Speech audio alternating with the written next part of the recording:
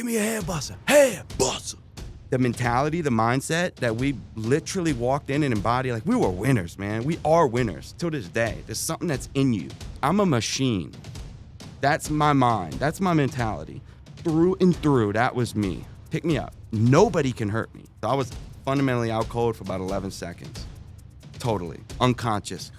And I was having this like orange stuff come out my nose. Come to find out it was like cerebral spinal fluid. It's so dark. I haven't gotten any answers from any of these doctors that are supposed to have the answers. Like, I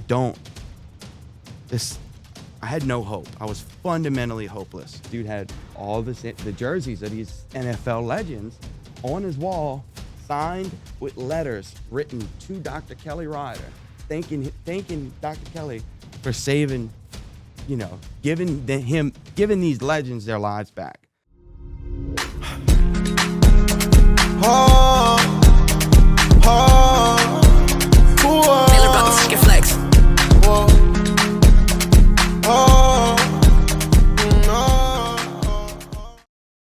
right, guys, we are back in the Wolf Den. Today we have Evan, the Head-Bussah Veron. Head-Bussah. Head-Bussah. There's no T's in it. True. Yeah, just straight bust. So let's just get straight into it. One, why did they call you Head-Bussah? Tell them where you came from. Tell them where you started. Where the nickname came from? The nickname came from, I want to say, Alan Pittman in college. I mean, it was me in high school still. Like, why did it come about? Not boasting when I say this. Type in Evan Veron into Google or YouTube, and you go watch highlights. You could put two and two together. Well, isn't that correct that you still hold like most of the records as linebacker for Nicholls right now? I'm not sure, to be honest. I think you hold a couple. I might. Yeah. I remember midway through my last season, which was 2018, my junior year, that was midway. So this is like 2 or 3 games after my concussion. I was like number 1 in the nation out of all FBS, FCS, which is like your LSUs versus your Nicholls, which both D1. It's just a money thing. I was like leading the whole country in tackles for loss. Yeah. Damn. Crazy. That was in a peak, Evan. That was peak mayhem. Head-Bussah. Peak. That ain't the truth, dog. That was my specialty, like on that damn. Like I made an agreement with myself senior year of high school. You know who Brian Bosworth is? No. Shut up. Are y'all fucking kidding me? No, I'm gonna be real. I don't. Maybe say it one more time. And I'm just kidding. I won't still. Holy cow. This is why y'all need a TV somewhere. We got the TV right there, but we just got the lights in front of it right now. Yeah, it's kind of a big TV. Real bait and switch. Yeah, it's a little fucked up position. But no, Brian Bosworth, he was hands down my favorite college linebacker ever. Went to Oklahoma. The Boz, B-O-Z. And this sumbitch hit people. He spoke volumes by the way he hit people. I mean, it was unbelievable. Pre-snap, downside high, right through the A-gap. And it's like swallowing the damn quarterback. And just, I mean, it spoke to my soul, dog. Like, I was like, oh my gosh, this is what I want to do. This is me. And I fully embodied that persona. And there was like an agreement in my mind. This really started, my whole life I played football. My whole life I played sports. Very athletic. Baseball was actually my first love. really, I swear. I didn't realize that. Yeah. Like growing up. But like 8th grade year came, I started on the varsity football team. Started on the varsity baseball team as an 8th grader at Riverside Academy, the Rebels. Shout out Coach Lee Russo. He was actually at Nicholls, the one that recruited me to come there. Now he's the head coach there. But 8th grade year, played football, played baseball on varsity. did good. Was hanging with the big dogs. I was always known to like hang out. Like my friend group was always like not really my grade. But 8th grade year for baseball, we went to the championship. Played Calvary Baptist. I don't know if y'all have ever like been batting for somebody who's pitching like 95, 98 miles an hour. Oh. Yeah, that's got to be wrong. Oh, yeah. No. I did get 2 hits that game, but screw that. Like, that shit sucked. Another level. We lost that game, though. Sucked. We were actually a cold baseball team. Y'all aren't from reserve. Tate Ciano, he was our pitcher. He was in the 90s pitching. He went to the pros, the minors, but the baseball game's just such a different grind with the, I think it's like 3 levels, minor league. Amateurs, minors, and then, but like they do have a couple different divisions. Couple different. Like that's a whole different grind. But my love for baseball really shifted like with coaches. It's like, y'all probably have all had some coaches that just like suck the fun out of the game for you in some sport. Like, and there were just some coaches that was like, it was miserable to play baseball. Like I didn't look forward to it. And it was like more of a burden, to play. But that freshman year of football, Coach Mickey, he was our head coach my 8th grade year. Then Coach Bill Stubbs came around. This is a ex-military, cutthroat, hard-nosed. Not putting up with no shit. Not putting up with no shit. But a man's man. Like, none of this woke stuff's happening. No, all of these things happening today, like in real life, that was nothing like that was sliding. But he came there my freshman year. I mean, this dude he's the coach known for like in the 90s for whooping up on John Curtis year after year after year in the state championship at Salmon and Slidell. You know what that's at? Yeah. Legendary high school coach, dude. Went out of retirement for some years, and then he came to Riverside. And me and him hit it off like just right out the gate. Like he painted a picture for what Riverside, what the standard was going to be, what we were going to do in this time, and his time there and our time, everybody there, and I was all in. Everybody was bought in. The culture, the standard, dude. We was doing college level workouts 5 days a week, before school, during school.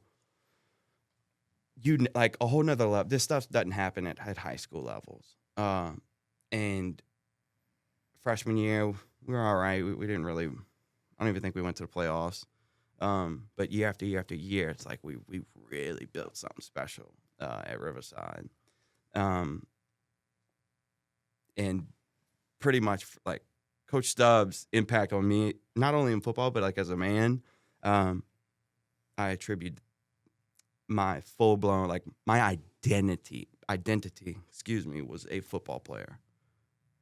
My sole purpose on earth was to psychologically and physically abuse people in a team setting. Like the camaraderie, dude. You were that one guy saying the craziest shit on the field, huh?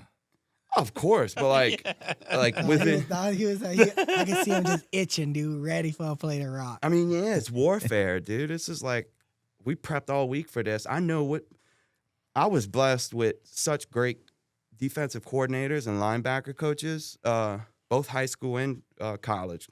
My linebacker coach in college was Rybecky. Oh, really? Yeah. Didn't I realize that?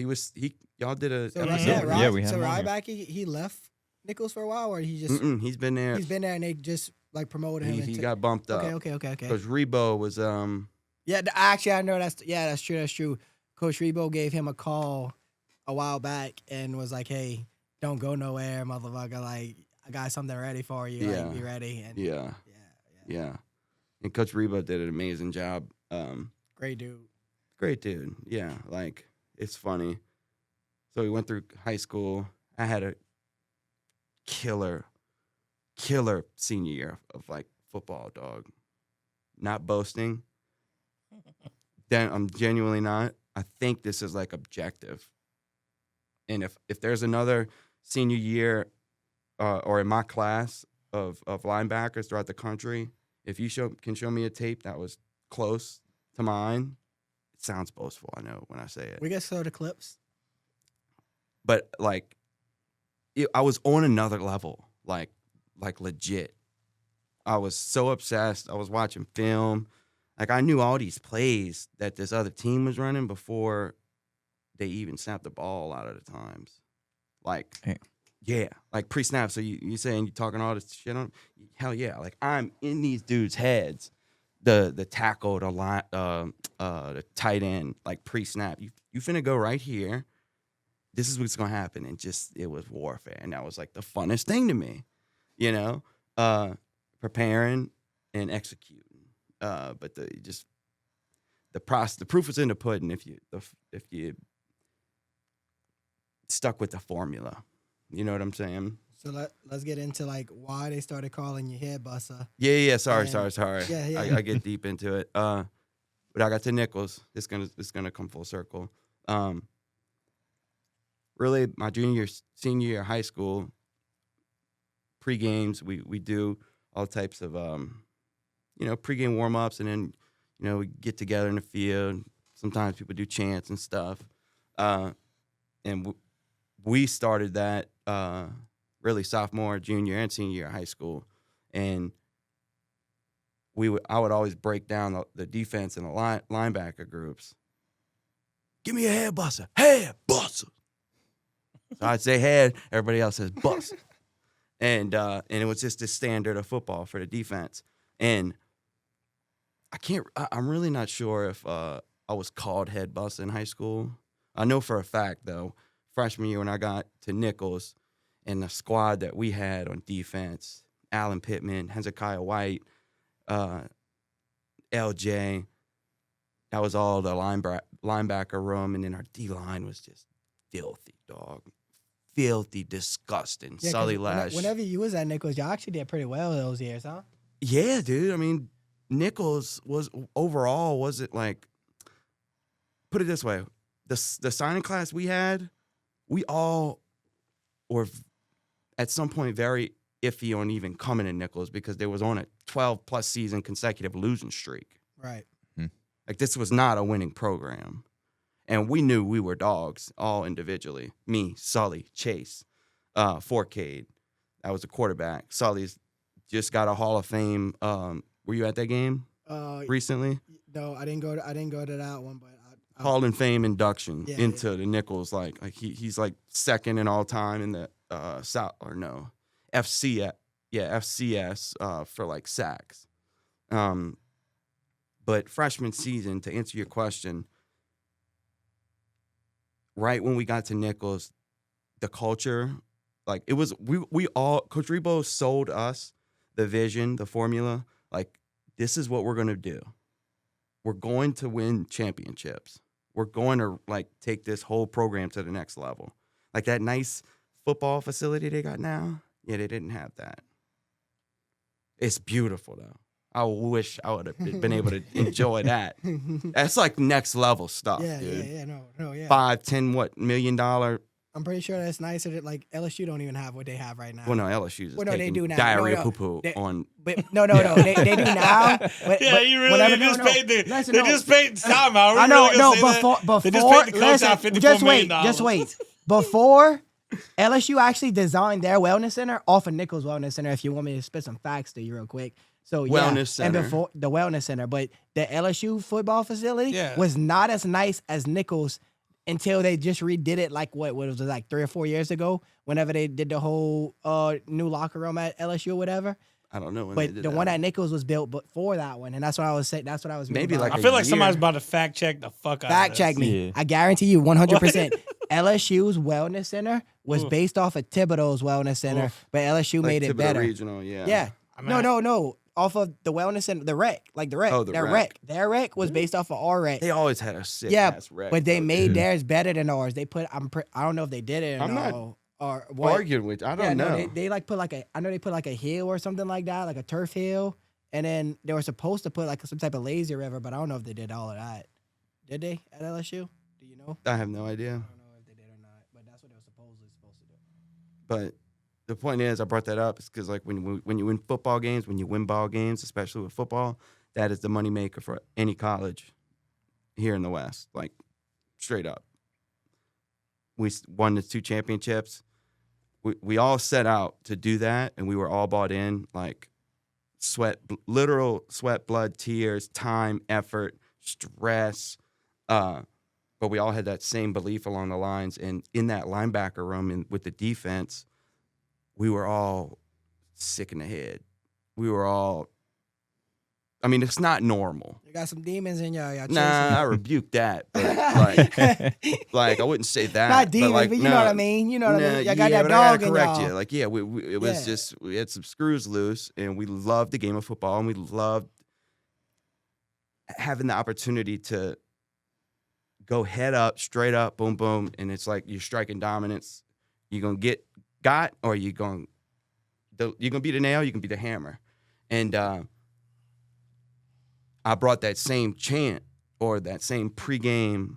I mean, we'd always like defense linebackers. Let me get a head busts. Everybody does that. I say head, y'all say busts. And pregames, something that I really, really enjoyed. Got a bit creative with in high school that I also brought to Nicholls was pregame. We do our stretching. Everybody's individual before we actually break out. I won't say the channel on here because I think it's on video somewhere. But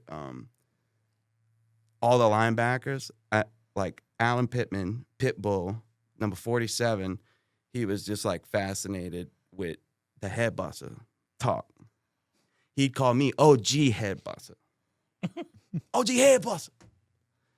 Like, dude, it was to the point some people didn't even know my name. You know Cooper Russo? Cooper didn't know your name. I didn't know your name for a while until like we actually got tight. And, yeah. Cooper's introducing me to people. Oh, this Head-Bussah? No, yeah. This dude Cooper, you just have to know him. Y'all got to get Cooper on this pod. Look, no, we definitely do not need to get Cooper. Cooper is the funniest, one of the funniest and coolest human beings. Look, he's a funny ass little dude. All right, very smart. Look, brilliant little guy. Like different, different thing. Yeah, like way out there. Like way intelligence is. I ain't gonna say it like that, but like he's out there. What? Cooper knows he's out there. He's for sure, but like. It's on another, I can't understand it. But he did, but like this dude Cooper, I remember that dude. He'd be like, "Yeah, boy, this is my boy Head-Bussah." Yeah, this Head-Bussah. He'd be all hot. He get hyped up. You talk like him because you can talk like. I do, and he gets like really excited. One of my partners came. He come up to you, hey, dude, like, look. That's some Head-Bussah shit, dog. Hey, dude. No. Hey, like, make everybody like pause. Hey, dude, like, no, like, look at it, like, straight up. That's some Head-Bussah shit. You do it like that. Like, that's that Head-Bussah shit. You in the Head-Bussah group. Like, it's the funniest stuff, dude. Straight up. But it was this persona. It was this. It was this aura. It was this persona. And it was this standard too on the defense that like I fully embodied. Like there was no off switch, and that led to downfalls or well, that's what we got. Full breakdown. I was about to ask, like how did that taper off after football? Well, no, we're not gonna get to that part. We'll get there. We'll get there. So there's some story behind it. But that's Head-Bussah. So that's how basically Head-Bussah. We was Head-Bussah. You come in my circle. You come in my bubble. If you come within any area of my bubble, of my circle of circumference, whether you a linebacker, whether you a O-lineman, whether you're a running back, it doesn't matter. If you're on the other side of the football, like you are going to feel like there's repercussions for coming into my bubble. You're gonna feel me. Some way, somehow, there's no possible way. Especially if we're going like head up, you come in, boom, C gap, B gap, and I got a ding, and then, you're going to feel it. Lay in the wood. Like just It still gets me fired up. It still gets me fired up. Like, dude, I've gotten some of the highest highs of my life from football hits. No, hey, look, I believe it. Being in the middle of the Georgia Bulldogs in that stadium for your first college football game, that's 100,000+ people, cousin. You know what I mean? Fully booked up. There ain't a single seat in there that ain't got an ass in it. We were projected to lose 53-3 going into that game. Which I did. Once I vividly remember this. We were in a hotel. Once we all found out at once. And it was me, Chase, and Sully. Chase, the quarterback. Sully's the D lineman. We learned about that. And I remember Chase looked at us and he's like, he bent over like this. I know y'all told me not to do this, but. Yeah, the mic ain't gonna pick you up. I know, but I just want to paint the picture. He did that. He's like, Evan, Sully, if we lose by 53 points, we're quitting football. Like, we are revoking our scholarship. I'm done. We're not finna lose by 53 points. And we were like, we felt disrespected. Yeah, we get it. It's a bigger school. The mentality, the mindset that we literally walked in and embodied, like, we were winners, man. We are winners till this day. There's something that's in you. The standard. And we went in there. Dude, we were 2 points away from beating their ass. That's what's up. Damn. It was like a real thing.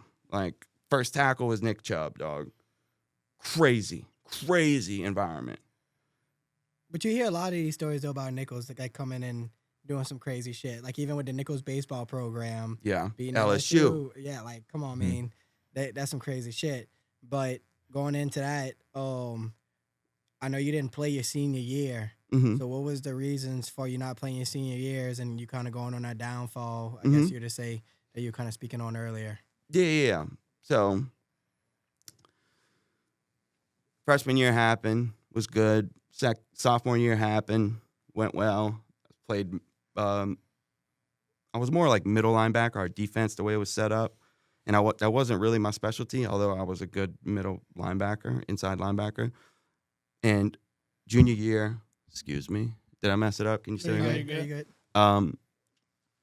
Junior year happens, we changed the defense to where now I was outside linebacker. That was my specialty.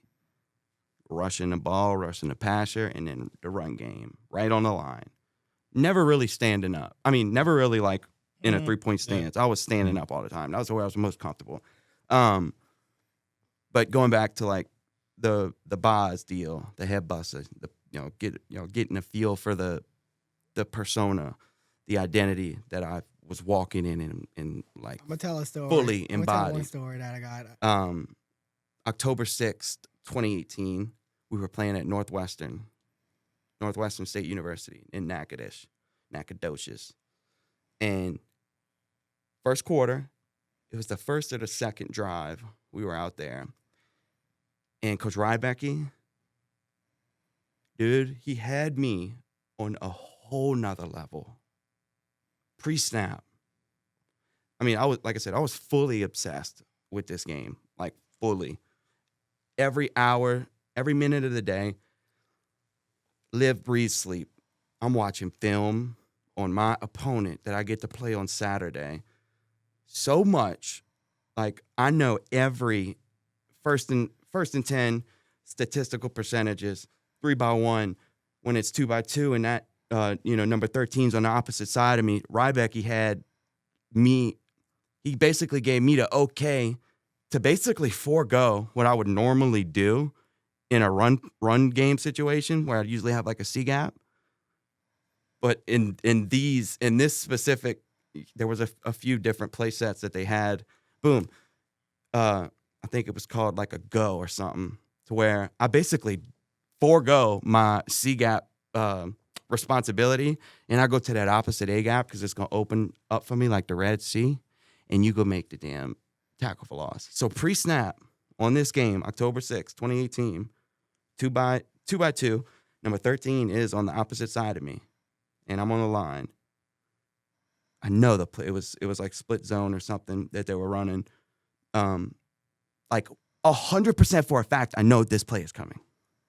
Not like I'm gonna roll some dice. Down said hut, did the go. Opposite A gap. Oh, I nailed this sucker, dog.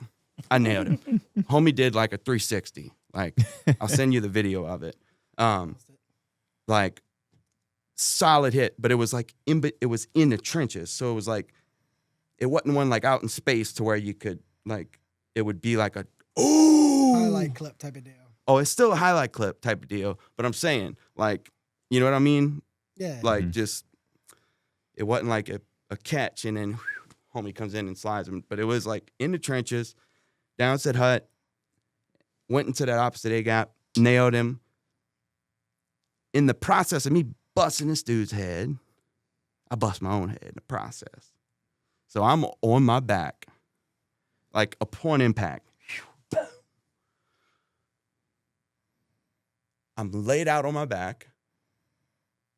My arms are like as if I'm driving a vehicle. Yeah, they clenched up. They stiffed up on you. Stiffed up.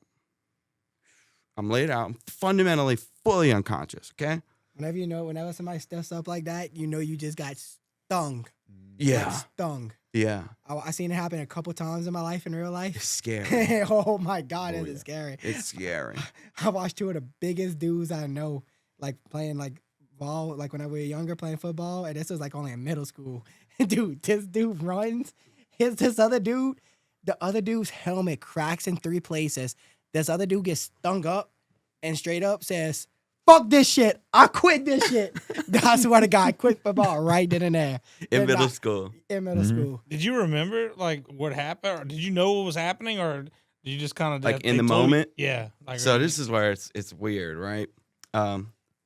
Weird's actually a weird term to apply to this, but I timed it. So I was fundamentally out cold for about 11 seconds. Totally. Unconscious. My mind's fundamentally unconscious, but my body was in fight or flight mode. That's what triggered that response. And you see in the video I saw for a year after that hit, it was only like the back shot. So it was like what we would watch on Huddle. I don't know, y'all know what Huddle is? Mm-hmm. Yeah, on Huddle to watch the film with, whatever position group. I only saw that, so it was a shortened clip. Like downset hut, boom, plays over, and then it cuts. That's what I had to work with for literally an entire year after that. The reason why I know like specifics and I was out for 11 seconds and how I looked is because exactly a year after the game, so October 6, 2019, I was like the cuckoo for Cocoa Puffs, full blown in Looney World. We'll talk about that. We'll talk about it. I was at, doesn't matter where I was at. I saw the video of the television version of the game. So a lot more screen time of like really actually what happened, not just that, Quick little clip. 5-6 second clip that we'd study for film. Out cold for 11 seconds, arms like this, and Alan Pittman, my brother for life, dude. He's like on like this over me, and he thinks I'm like trying to act. Ask for help. Yeah, like He thinks I'm trying to like act. Yeah, pick me up. So he's like, and you see him.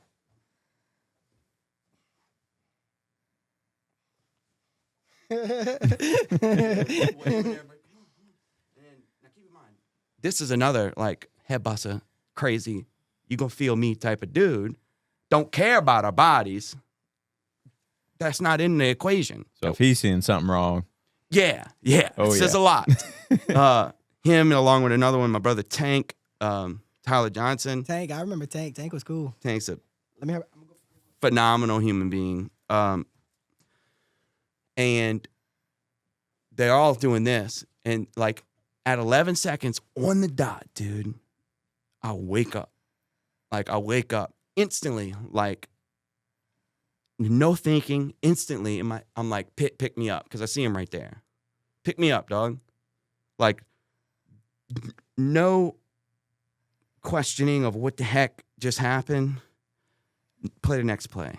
Like, that's how I was wired. Like, I'm a machine. That's my mind. That's my mentality. Fully through and through, that was me. Pick me up. Nobody can hurt me. It's impossible. Pitt eventually picks me up, because now I was up and I was able to do that. Picks me up and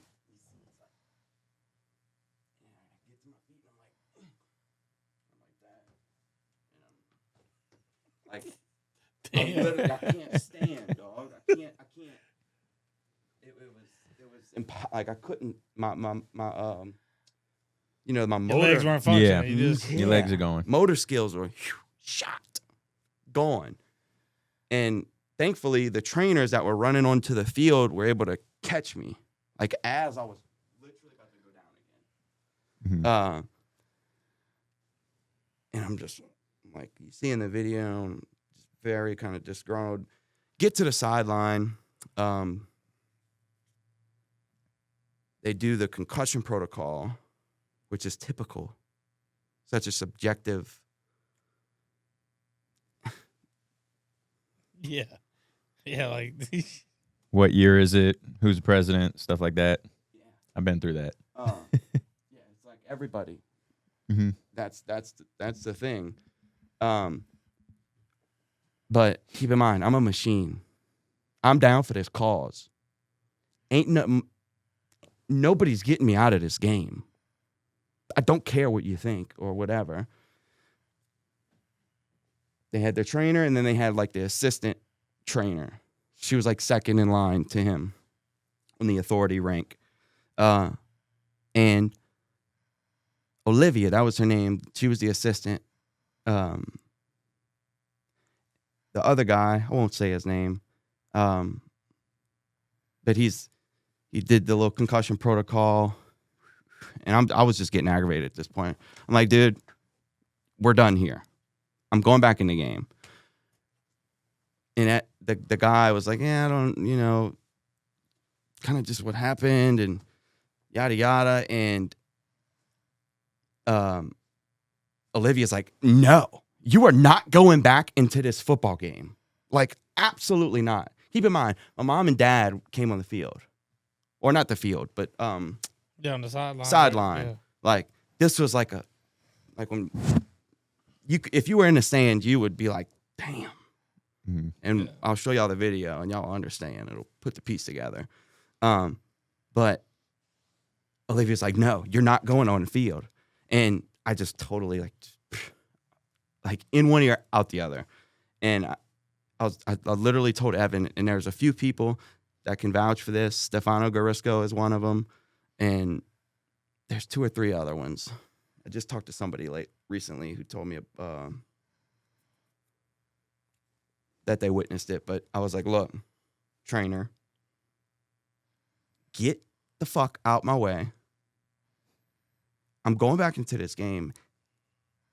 And if there's like any resistance or you telling me, I told him, I was like, I'm going to fucking kill you. They're probably like, oh my God, dude. Like, dead ass. I'm not playing around. Like, They were like, oh yeah, he's thrown off. I'm grabbing my helmet. I'm like, dude, this is going to go upside your head. Like, Head-Bussah. right here. I swear. Like, get out my way. I'm going back into the game. And this dude didn't really have a sack on him. I'm about to say, get the balls. Yeah, because a good Trainer. competent athletic trainer is going to be like, all right, kill me. Kill me. Do whatever you got to do, but you're not going back on the field because that's compromise and it's almost like malpractice. Yeah, yeah. Mm-hmm. In a sense. After you see this hit, like, no, this is not, no, kill me, buddy. Oh my Because you get hit that short after a fresh concussion. I mean, you might not walk again. You can end up in a coma. It could be rolling dice, brother. career ending. life ending. Yeah. That's where it gets crazy. But I get to go back in the game. Damn. That's good. Buckle up. This ain't even the start of it, cuz. I played the rest of that game. I was player of that game. I finished the game with like 5 tackles for loss and like 2 or 3 sacks. Getting interviewed after the game. Hey, my name is Evan. And I was very in it, dude. I like grilled cheese.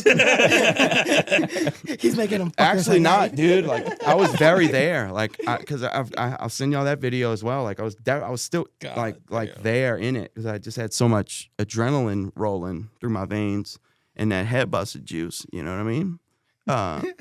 Head-Bussah juice. But it was like sick. That's crazy. It was sick. It was like just this.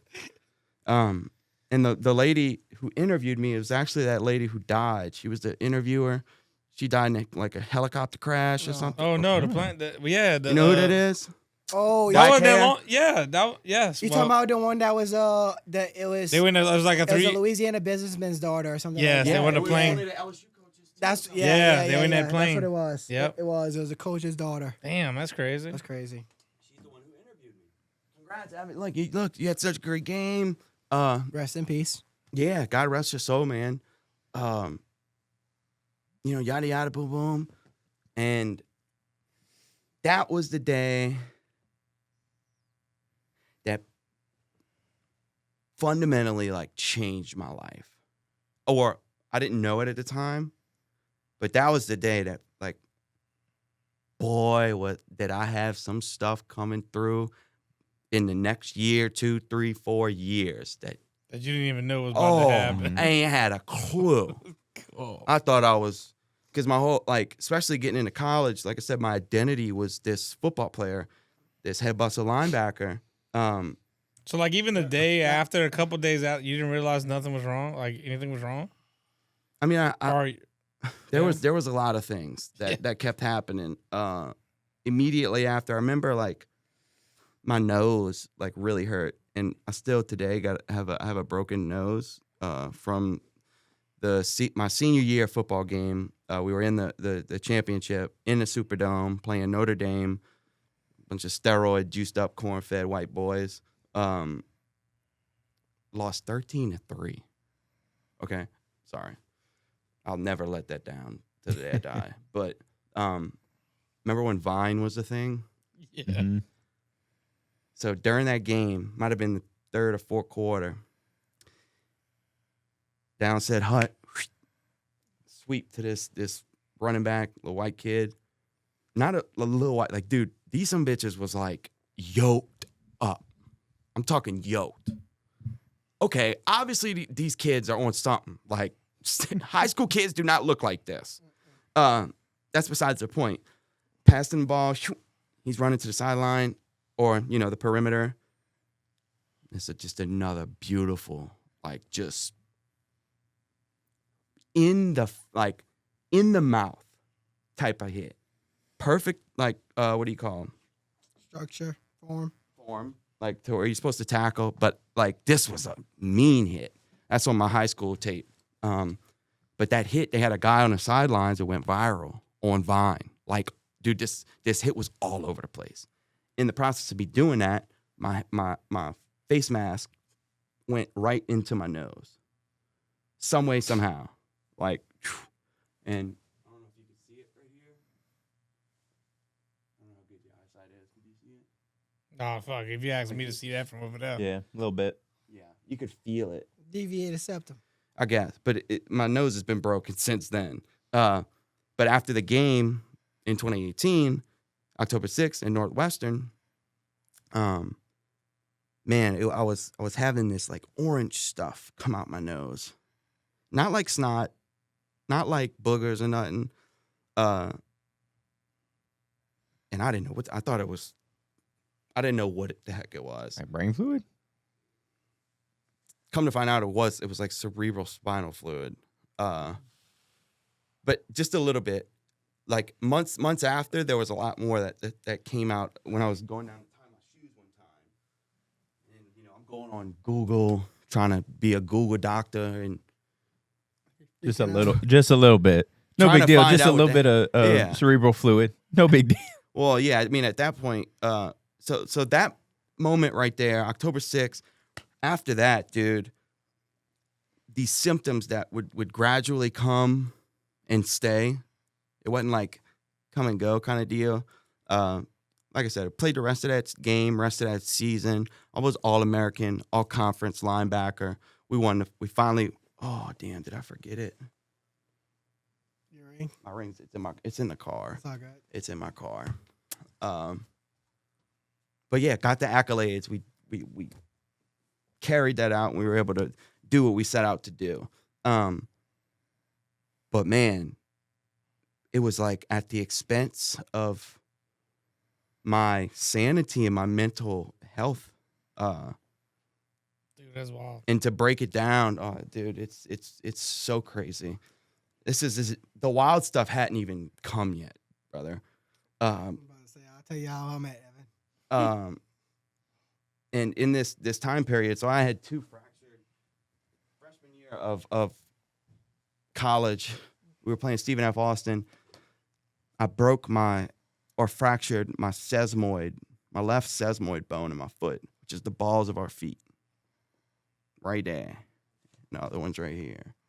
You know what I'm talking about? That, Oh, yeah, that area of yeah. your feet. So you got one in one foot and you got one in another foot? Well, so that happened my freshman year, and then it's senior year. Oh, I you mean, had 2? junior year. Well, it's actually, to be technical, it's two bones that make up the sesamoid on that pressure on the ball of your feet. No, I know. I was just fucking with you because I was like, oh, you got one on the other foot too? Like, Yeah, I'm not picking it up, but I don't know if he's operating at 100% right now. because I'm What are you just fucking giving him a concussion I'm test? storytelling right Who's now. the president? Trump, baby. But that happened. I'm just laying the floor for context. And that was very painful, dude. Getting cortisone shots. Oh, in your fucking foot right there? Yeah. But junior year, a little after we beat Kansas the first game. That was a big deal. Go to Kansas, the Blue Hawks, the blue whatever. Not the purple Kansas. The Blue Jays? I guess blue something. Went into their house and whooped them on the first game of the year. And I want to say the second game or something, like I fractured my other one on this foot. So I got custom foot soles I'm wearing every day just in life, and custom foot soles for when I'm playing football. Because I can't. We need our feet to be able to run and go be a human crash dummy, right? But during the season, I would get prescribed pain pills because the pain really was that bad.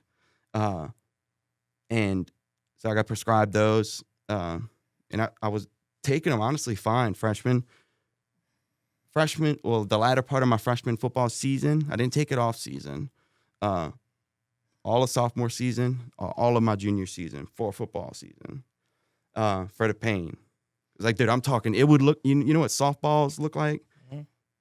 I ain't gonna say it was that big. It would legit look like Baseball. a bit smaller than a baseball and a bit bigger than a golf ball on my foot. Just abnormal looking. And it would get so inflamed. So like, dude, once a month minimum. Sometimes I'd get it twice a month. Some cortisone shots.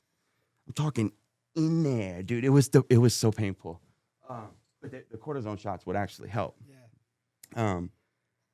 Reason I bring that up is because throughout the season I did that. My last football game I ever played, we flew out to Eastern Washington. Got our butts whooped, dog.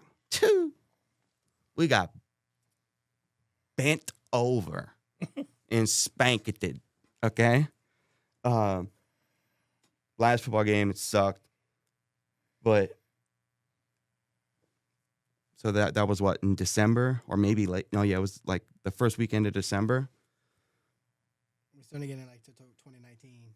Yeah. So October 6th till December, I'm not sleeping really well. It wasn't wasn't crazy, but I mean, it wasn't normal, dude. I was not sleeping, probably getting maybe 10, 12, 14 hours of sleep in a week. So wait, this was around 2019? This was in latter part, the latter, 2018. yeah. So like after that concussion game. Because like I met him in 2019, like early 2019. So wait, hold on. You were all fucked up and COVID hit? How the fuck you got time to be fucked up and COVID Just hit? wait. Oh No, my just listen. God. No, Well, COVID was 2020, huh? 2019, the end of 20 or March in 2019. 2020. But I'm saying- COVID-19, yeah. Yeah, like, COVID. It was March 2019. I'm saying when everybody COVID was a lot to released. deal with just Oh, doing yeah. COVID. Yeah. Much less having all the fucking crazy Oh cuckoo my symptoms. God. Yeah. I Holy just want to tell the shit. story how I met Yeah. Let me get there. I want to set like, The Yeah. tone of Oh, it. yeah, That way no it's doubt. not well, just so like, you know the peak of it. Yeah, like, yeah. That Like, way you're not just like, oh, this motherfucker was a drug head. No, like, yeah. like I could say all that, but like, You know what I mean? No, yeah. no, I mean, I could say like, I could be quick with you, dude. No, I could tell you what it is. Yeah. But like, No, set the the stage. depths shit. of the madness like really go crazy. Season's done, boom, and these symptoms like the sleep just got really bad, like every night, dog. So this is December, January, February, March, April, May, June, July, August, September, October, November to the next December, into January, February, March, into that 2020. A good week of sleep for Evan is about 5 hours in a week. Oh my God. I'm up every night. Cannot turn my brain off or my body. Oh, you talk about fight or flight? Hey, I know you. On the phone with my mom, thinking I'm going batshit crazy. I can't turn my We should have brain. mic'd him up. We're gonna need a No, mic. I mean he's at what. But I stood up just what he to. was doing though. What he was doing all this time though, he was researching shit and all too though. You didn't say that. Like you was doing a lot of Yeah, research. but I'll divert if I get into that. Yeah. You just be like, just getting up, just walking around. Yeah, and shit? dude, I can't No, sleep. not just getting around. He would literally be like up and just researching just shit on like you could say that like you kind of found God around that time too. Well, Not yet, I not got- yet, I not got yet. It wasn't yet. Yeah. But he was kind of falling into those type of rabbit holes, like Yeah, rabbit holes. the meaning of All life, types of rabbit yeah, holes. like shit like that. Politics, all of Yeah. that stuff. But really, too, also trying to figure out what the hell is going on with me. Because I was seeing all these doctors that spring semester of 2019, trying to figure out why am I not sleeping? Why do I have all these, I'm pissed off all the time. I was angry some bitch. Let me tell you how I met at Major one of the times I met him. depression. Not even how I met him. I known him for a little while. Do this shit. No, I gotta say that story. Gotta say it. I don't think it's the good time to tell it though. There's more Well, things let I the could man- say. go ahead, There's go more ahead. things I could say Go ahead, that go can ahead, make let's you get it. make Alright. you get there. All right, go ahead.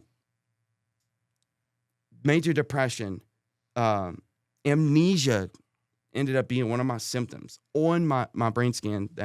That's fast forwarding a bit, but full blown insomniac, and I could send you these pictures and all this stuff, dude. Damn. That was actually kind of crazy. Tinnitus. My ears would ring. My ears were ringing. It sounded like when you play Call of Duty, boom, flashbang goes off. Yeah, it's just a ring. Bro, it was 24/7 of my life at that time period. But I'm seeing all these doctors, right? Trying to figure out what the hell. But you're not playing it this time, right? Not playing that spring semester. I took the semester off of school because I had these migraines and headaches. And they couldn't really figure it out, or is it kind of just like, Dude, I went to 13 oh my God. doctors, specialists, chiropractors, physical therapists, neurologists, ENTs, so ear, nose, and throat doctors. You name it, dog. They didn't do anything. And this is when I was really still under the presupposition or presumption that, just like we all are when we're growing up, that doctors at large just got the answer. They got it. We go to the doctor to get help, to get, make us feel better, right?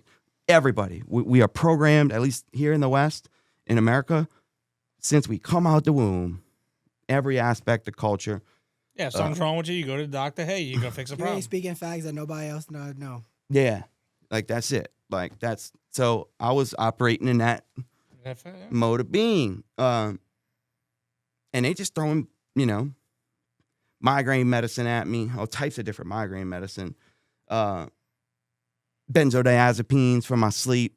So it wasn't Xanax, but it was in that family of Xanax. Were you just taking Klonopins? No, temazepam.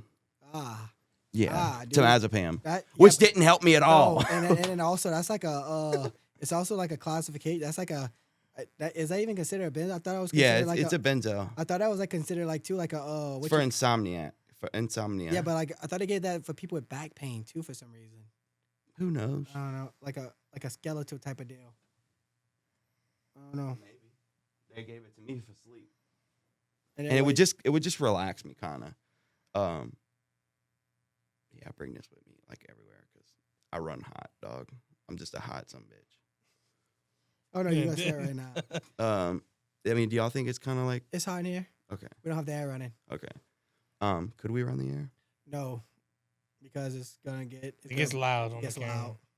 on the sound. It's okay. Going to all these doctors, trying to figure out what the hell is going on. I was able to still get my Percocets, even though it wasn't football season, because the doctors were giving me that. But dude, these doctors didn't have. I did like 5 MRIs, 2-3 CT scans, which I think everybody should. I think that should be done once, because it's just a structural image of your brain. So brain bleeds, blood clots, tumors, shit like that.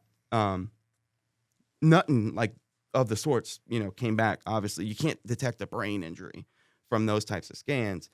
You need like an MRI or something, I'm guessing, right? I just said I got the MRI and CT. I thought you could. But MRI is just structural imaging. Yeah, you need a CT scan to better catch that. Right? No. No, he just said Both CT scan. it's CT and MRI. They're both structural imaging. Oh, I got you. Okay. So MRI is structural? It's straight. It's a physical picture of your brain. Yeah, he's right. Yeah. In both of them, right? This is something not everybody knows. No. Now they have fMRIs, which are a bit different, but what's the one they pump you with that warm ass liquid? That's a CT, huh? That shit's fucking weird. Yeah. Or CAT scan. CAT scan. I'm sorry, but that's a CT that's scan. That's a CT. That's what you call it. Yeah, it's the ink or some shit. Fuck that. It feels like you're pissing on yourself. I had that one time. Yeah, it's a weird deal. But anyway, I hate that feeling having to piss. I'd much rather have to shit really bad. No, y'all right? Y'all, No, bro. No. I'm having a feeling. Like if I'm driving and I got to go number 2, I could ride it out. 2, 3, 4 hours. No. Hear me out. Hear me out. I disagree. If I gotta pee, if my tank is full, dude, it's painful. I'm the same way though too. I'm the same way. I don't know about That's that. me. I'm not saying. No, I agree. Yeah, that's Now if it's like a, one of them running. Yeah, but one of them I'm say listen, we don't know if this is a fire. We're gonna talk about that. It's much easier to pull over and take a piss real quick than it is to have to shit. Pull over, dude. I drive and. Yeah, but you're not shitting on you. Oh, not shitting. No. I thought you were talking about peeing. Keep a little bottle. You know that's what I'm mean? saying. You can piss and roll in a bottle. You can't shit in a cup, in a Burger King cup, and you. No. I know somebody that shit in a plate once. Right. I do. Dude, a plate's kind of like a cup. It's just a long cup. Oh man, let's divert back. It's just what we're talking about. It's just a wide cup. That's crazy. You know what I mean? No, it's crazy for sure. Divert Oh my god. Divert back. Yeah. Like maybe a pizza box. Fuck. Shit, dude. I don't know. I'll be taking some freaking So basically, you was going to a low. So basically, you was getting to a low point. Clog the toilet. What? So basically, you was getting a low point to your life at this point, right? No. Where was I at? Oh yeah, I wasn't in the highest. I wasn't an upstanding. I was just very confused, man. I couldn't. Can I say this? I mean, I'm going to class and stuff. I'm checked out. Bro. This is a good time to insert your story. There's like. Oh, you're almost one there. or two more things. Okay. To where, because I still didn't bring up that part. Okay. Right. So yeah, that spring semester, dude, I literally saw like. I mean, every week I was at a different doctor or clinic or specialist, like literally. And I'm starting to get pissed off. I was already angry with, like I just had anger issues at that time, dude. I'm talking some bitch looking me across the way. Like I'm really, you know what I mean? The story that I'm going to give you a 2-3 piece. Explain it better. Go for you. 8 months, no.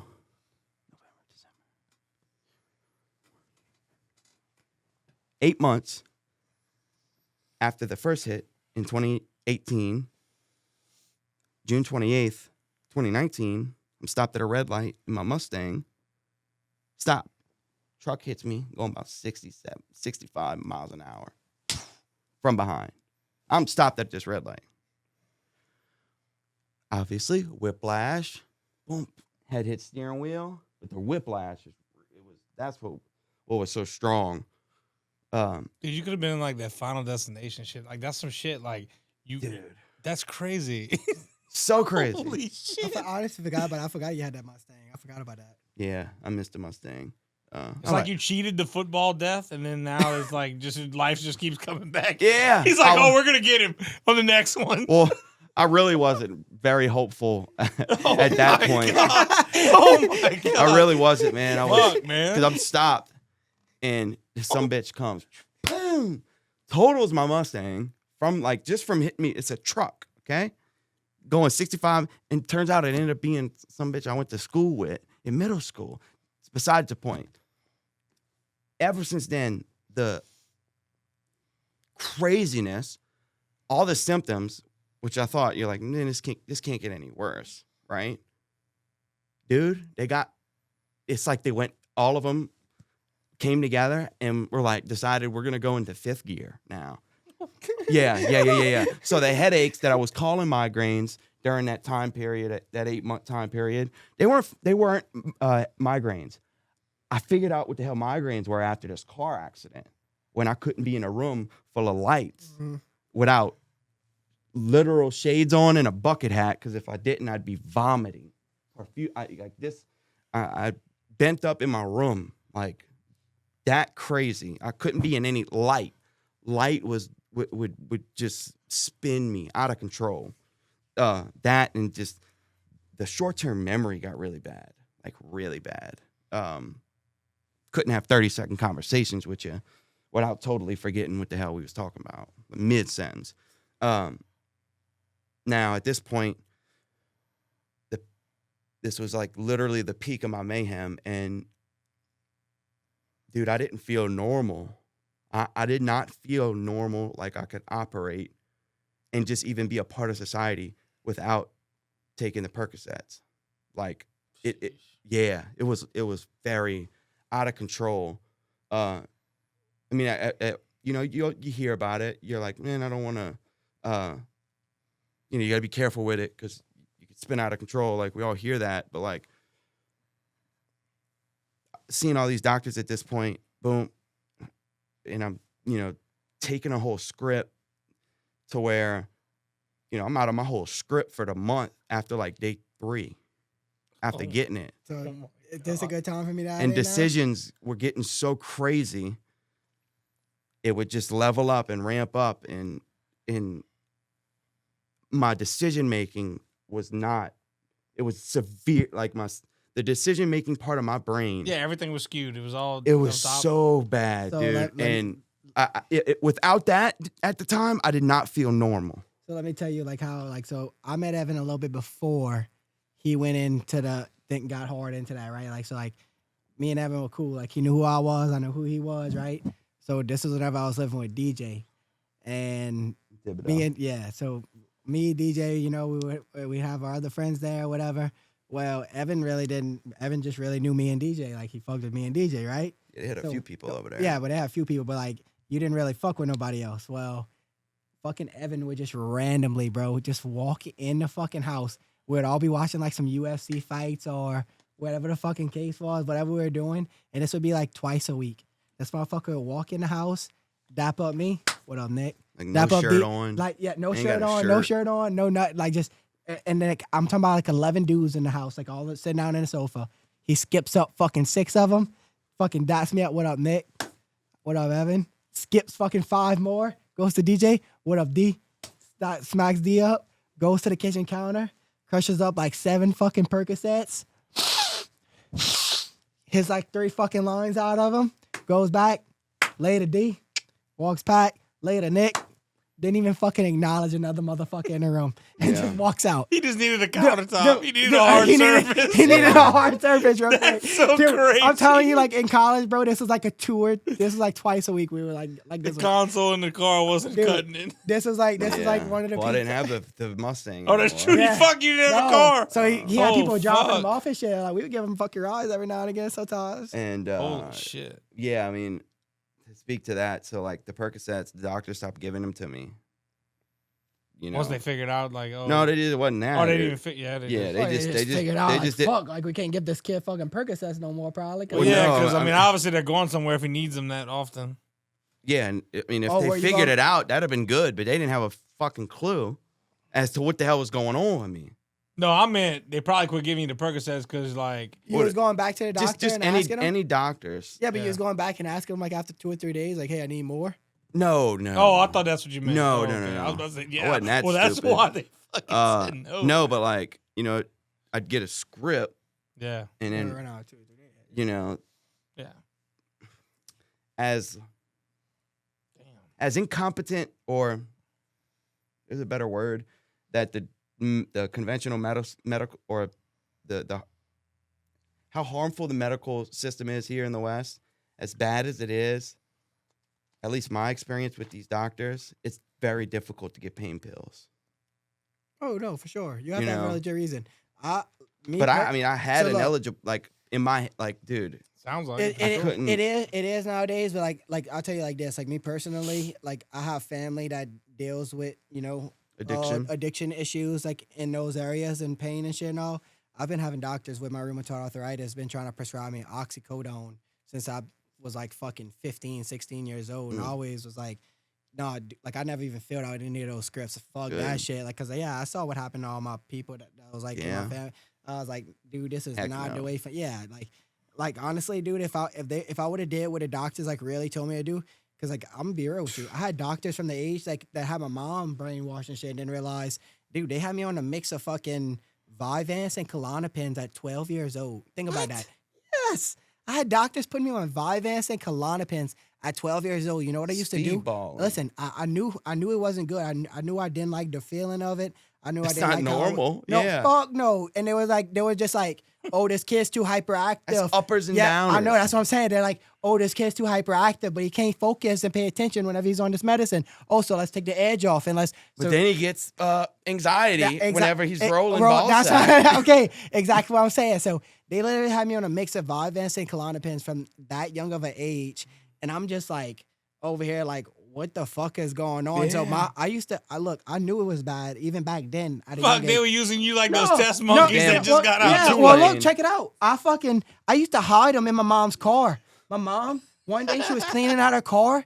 She found over 1,200 fucking Vyvances and For like not taking Klonopins. No, from me Bombing saying them? no, from me saying, all right, I'm taking my medicine, hide it in Not my taking cheek, pop it in the car in the middle of the seat. because you knew. Oh yeah, I didn't like how it made me feel as a kid. Yeah, Like as I was a 12-year-old. yeah, like and I was like, and that's the problem though. They think all these kids that have a That's the automatic solution. oh yeah, let's stuff some fucking pills in there, fucking Medicate 'em. no, yeah, dude, no, it's not medic. Look, dude, I'm gonna be honest with you.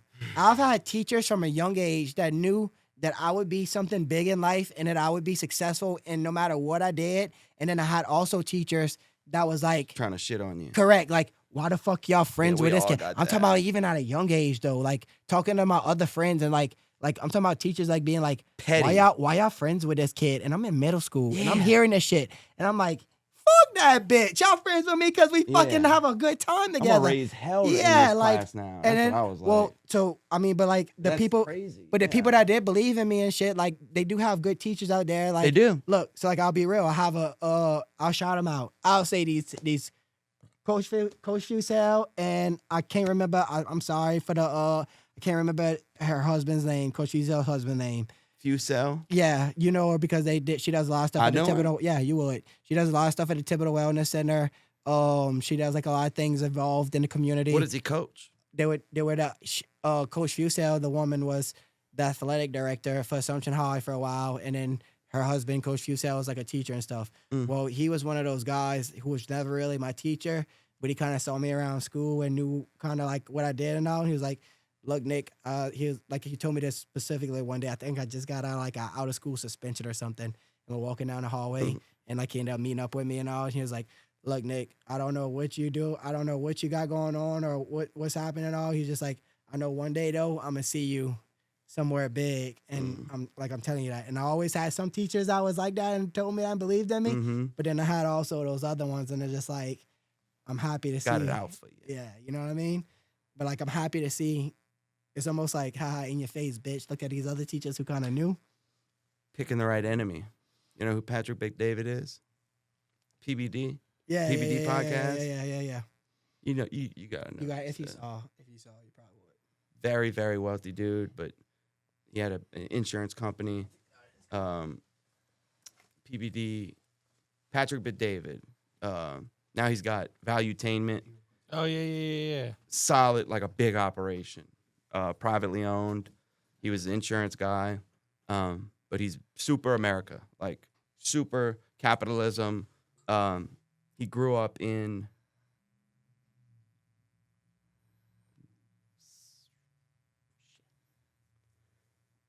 where did he grow? I know Iran.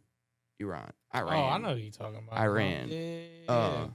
You know who that I'm talking about? Yeah, I've seen. I hadn't watched a whole bunch of his but stuff. You know, yeah, he's very. They're pretty big. But he wrote a book. It says choose your. It's titled "Choose Your Enemies Wisely." So like when you think of like Kobe Bryant, Elon Musk, Bill Gates, you name it, hyper successful people. They all have one thing in common. And they choose the right enemy. He breaks it down a lot more to where it's widespread and applicable for everybody. But Elon Musk, the thing pushing him was to do that same thing Nick just said, was to prove these people wrong. Yeah, like. But also just grit. Like there's nothing.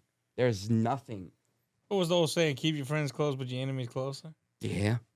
It's true. I mean, but you got to know, like, you know, we're all running on some type of fuel that's that's powering the source of our endeavors and what we're, you know, choosing to, you know, embark on or pursuit or conquer.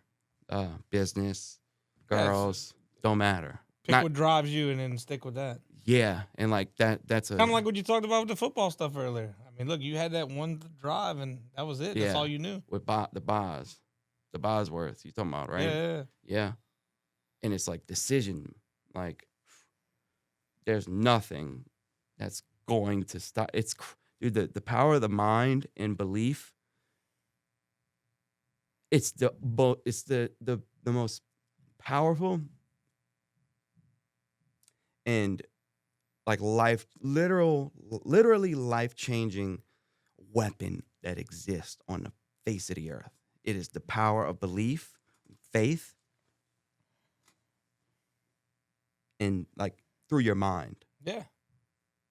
It's all throughout the Bible too, dude. It's like, it's fascinating. Like decision. When we make a decision, like don't matter. I'm deciding. I'm cutting off any other possibility of something happening, good or bad, dude. And your head and your heart have made that agreement. Like it's gonna come true Yeah. if you carry on and take it out. I believe that. Basically, He's saying how, basically, to the short, whatever you put in your mind and believe it so much. Yeah, correct. There you go. Yeah. We're on the same being. Evan's on the same page with that. So, peak of mayhem, got in a car accident. I'm dating a girl too at this time, bro. I've been dating her for like 5 years at this point. Who that is? At the time, from high school, sophomore year. Yeah, you ain't got to say her name or nothing. Yeah, like you. I was like, what? Who that? Yeah, this dude, yeah, want to name drop everybody. God damn. she just got married recently though on my birthday. That bitch. Nah, dude. I wish her the best. No, I'm joking. I have no resentment or bitterness like towards anybody, bro. Like that's a whole nother topic, but like bitterness and resentment are the most immeasurable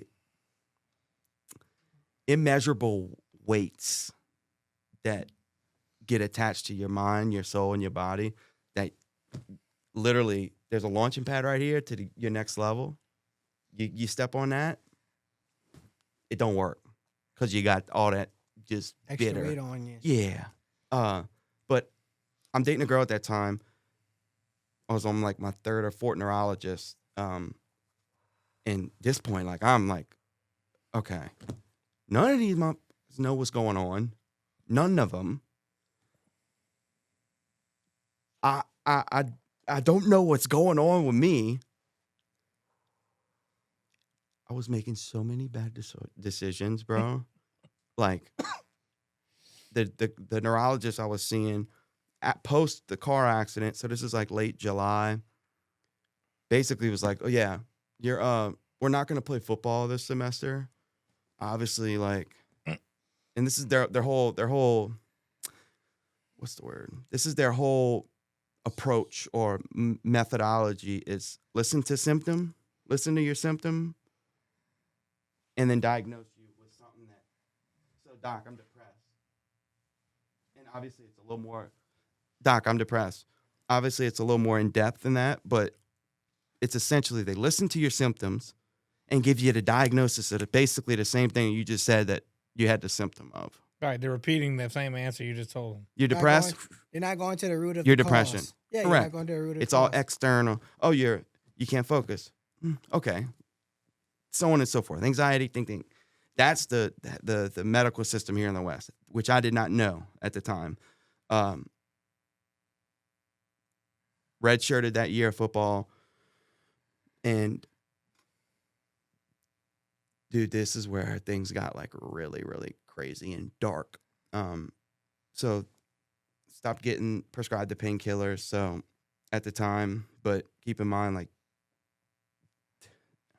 it's so hard to articulate to where it makes sense. But I was like, I could not function outside in reality, in like with people, with anybody in society, football, whatever, without being on pain pills.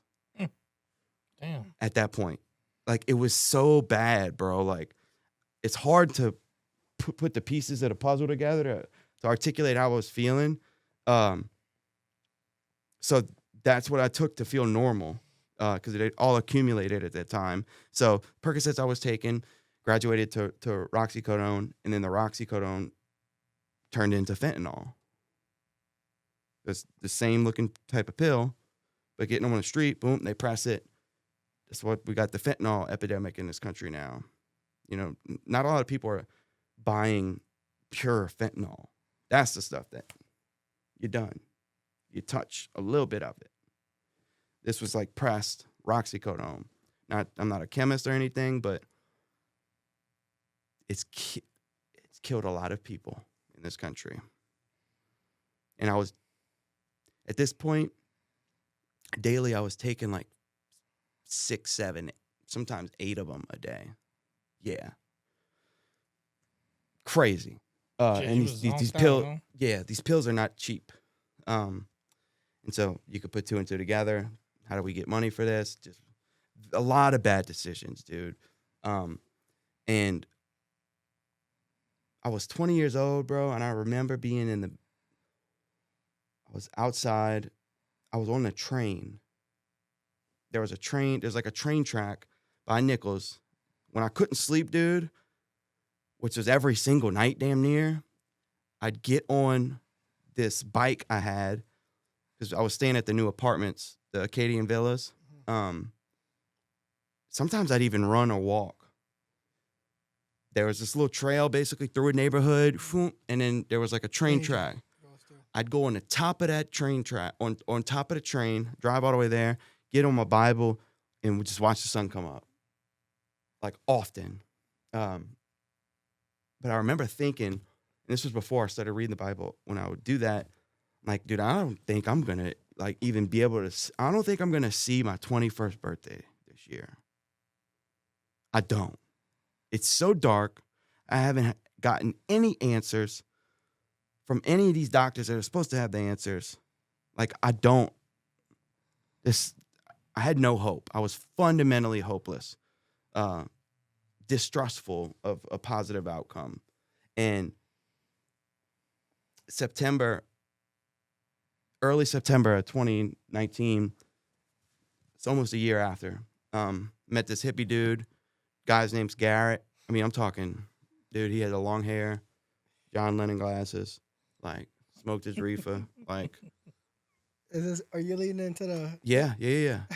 He's the one that provided that night? No, he's the one that connected me with Dr. Kelly Ryder in the business administration building, Powell, I think, the Powell building at Nicholls.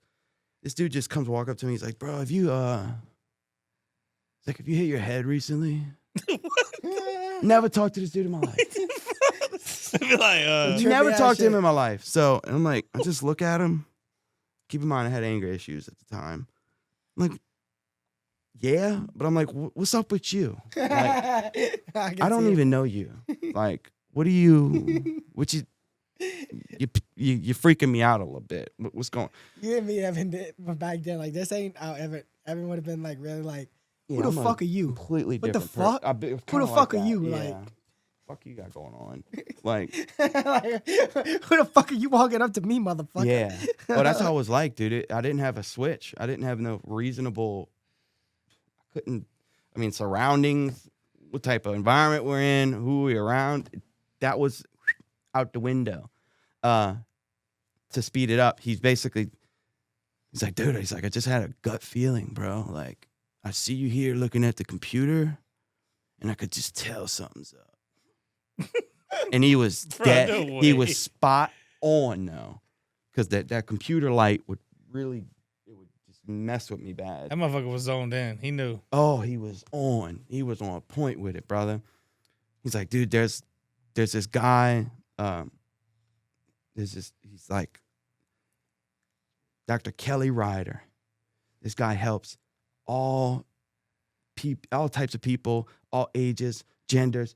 It doesn't matter. Walks of life. This dude treated Ray Lewis, Brian Urlacher, Sean Lee, a long list of NFL stud, legendary vets, NFL veterans that was struggling with brain injury. He was on the team of doctors, if I'm not mistaken, that brought that lawsuit to sue the NFL. But he was a world-renowned concussion specialist right there in Baton Rouge. Garrett connected me with him. Finally met Dr. Kelly. Very pessimistic at first, justifiably so. Fuck are you gonna do for me? Doc, I done been through 13 different doctors. How are you gonna help?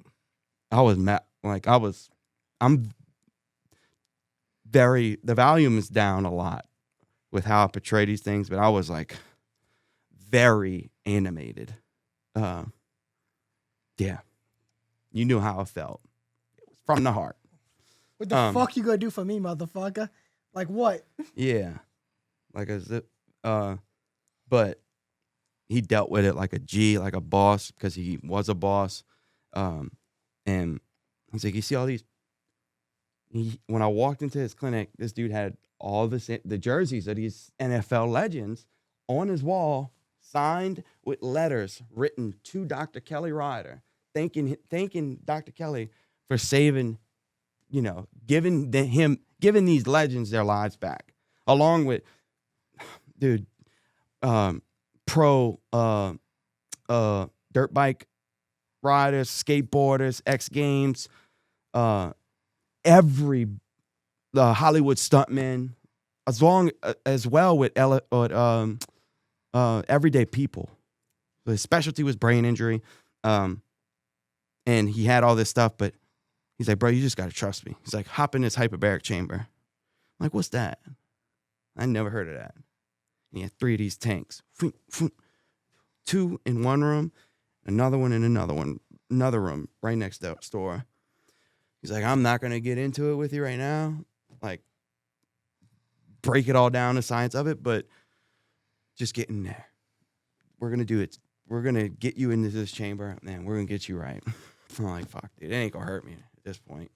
Got in there, did a 90-minute session. And that night, bro. So I did a 90-minute session, got out, didn't really like actively mentally see any differences. But that night I slept for like 7 hours, dog. You feel anything while you were in the chamber? I felt tired, yeah. Oh, really? I felt very relaxed and tired. It's basically giving you almost like 100% oxygen while you're in it. Yeah, depending on the chamber. Is it makes that your nervous system. I'm gonna find out my nervous system was so out of whack.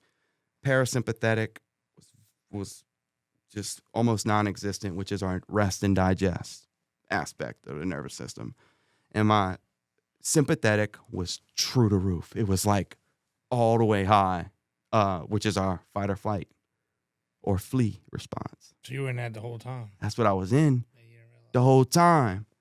But I slept that night and I'm like, okay, there's something to this, doc. I got to come back to you. Went back to him, and that's when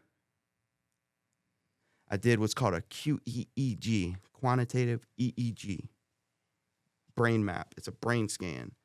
Put the cap on your head, plug it into a computer, its own computer. It's like a little laptop. And essentially, it asks you questions, you fill it in, and you sit there for about 30 minutes. Eyes open for 5, eyes closed for 5. No, maybe it's 20 minutes. Eyes open for 5, eyes closed for 5, just sitting there regularly, autonomically breathing. And then you do like a 15, 20-minute little game where it tests your reaction time. And later that day, so I did the scan. Later that day, that's when I got the answer. Like the same day, dog. This is in his office, plugged in, nothing like a crazy big-ass machine or nothing. It's like a little briefcase-looking thing. He travels with it. But got the brain scan back. Doc was reviewing it with me. And he was like, dude, this is a 30-page report. I still have this report. I had a 30% function in prefrontal cortex, which is our executive function system in the brain. It's what makes us different. It's what makes you be able to different walk, from talk, animals. and speak. Yeah, but it also makes you be able to walk, talk, speak, everything like that. Executive functions, yes. That's my mom. My mom had a tumor, and it was pressing on her prefrontal cortex. What was her symptoms like? She was starting to forget, and she was starting to just like things like that. She thought she was getting an early onset Alzheimer's. Yeah. And so like she was like amnesia-like symptoms. She was relieved. She was so happy whenever she found out that she didn't have Alzheimer's. You know what I mean? Like, and like that. Which I'm sure the doctors were fucking telling her. Well, they wasn't. Like they had figured it out because like the only reason that she went to the doctor, like she had ended up like puking and throwing up and falling in her home like puke. Oh and, wow. Like, couldn't get up and shit. And then that's whenever we realized like no, something's really wrong because like different. She was like slipping up at work and everything, and she even knew it. So like she was like telling her work like, hey, I'm gonna retire. I'm not gonna keep on, doing this. I don't want to mess y'all up. Well, her work was so loyal to her, and they know how much she did for her company and stuff, that they were going to give her another position in the company, like make up a position for her just to keep her on, just to have her there. You know, like Sure. whenever you hear her on the radio, you hear my mom's voice. Wow. Like if you hear an ad from Louisiana Land Bank, that's my mom talking on that ad. Yeah, that's so cool. So it's like they were gonna give her they're gonna give her like to take care of her. Correct. And before her actual retirement, but instead she was like, no, like I don't think this is right. I don't want to like. She felt whatever. bad. Yeah. So she instead took her early retirement instead to try to figure this out. And literally a week after her retirement party, we found out she like collapsed. And then we went and on Thanksgiving Day, we rushed her to the hospital, found out she had a brain tumor. Then and there you found it out? Thanksgiving Day, yeah. And they ended up having surgery on her like 2 days later or a day later. And she's okay today? Yeah, she's on like one of her last rounds of chemo, but a spot came back on her brain because they didn't want to go too deep onto that part because they didn't want to. Was this recent? Huh? Yeah. Last Thanksgiving? A year ago? Yeah, so almost a year. Almost a year. So like right now she's on her last thing of chemo, or supposed to be, but a spot came back because they didn't want to like dig too deep into it, so they didn't mess her up, so she can still walk, talk, and proper functionally. Nick, we got to get her in a hyperbaric chamber. I know. I had no idea this was going on. Listen. Yeah. I'm going to just give you the rundown. With my mom, I spoke to her. I tried introducing weed. I tried introducing, ivermectin solutions, like just like those type of things. Like, Instant? Just anything that I find, like holistic things. I sent to my sister Brooke. She's a doctor. Well, she's not a doctor. She's a nurse practitioner. MP. She's basically a doctor. She's basically a doctor, and she wants to open up her own holistic thing. But I tried putting them on so many different things that I found and that I see these days, that like just eating the avocado seed, things like that. You know what I mean? Like that you see that people talking about, like because they have these B17 vitamins in them. And they name it. The list goes on. And she's what, against it? Not against it, but I'll put it to you like this. I love my mom to death. Mm-hmm. If I listened to my mom all my life and I would listen to her advice and the things that she believed in because of how she was taught and raised, I'd be working a corporate job right now, working for somebody or whatever. My mom believes in the system. She trusts in. Stuck in, yeah. And it's not that she's stuck. I shouldn't have used that word. Like she sees me and she sees what I did and stuff, but she believes almost like they trust in. She's in an older generation, man. They trust our governments. She kind of still trusts. Yeah. She trusts doctors and shit, and like I don't. You know what I mean? Like I'm questioning those things. Like that approach when you taking it to her. Yeah, like I was like, fascinating. I was like, Mom, I really think you should try marijuana. She wasn't with it. I was like, Mom, look how much this helped me with my rheumatoid. I was like, look at the benefits. I was like, and that's it. Less inflammation. I'm happier. I was like, dude, I used to have to take a $1,600 shot in my leg every 2 weeks. I remember you telling me that. It's freaking crazy. I still take a $1,600 shot in my leg, but I only take it probably like once or twice, maybe every 2 or 3 months now.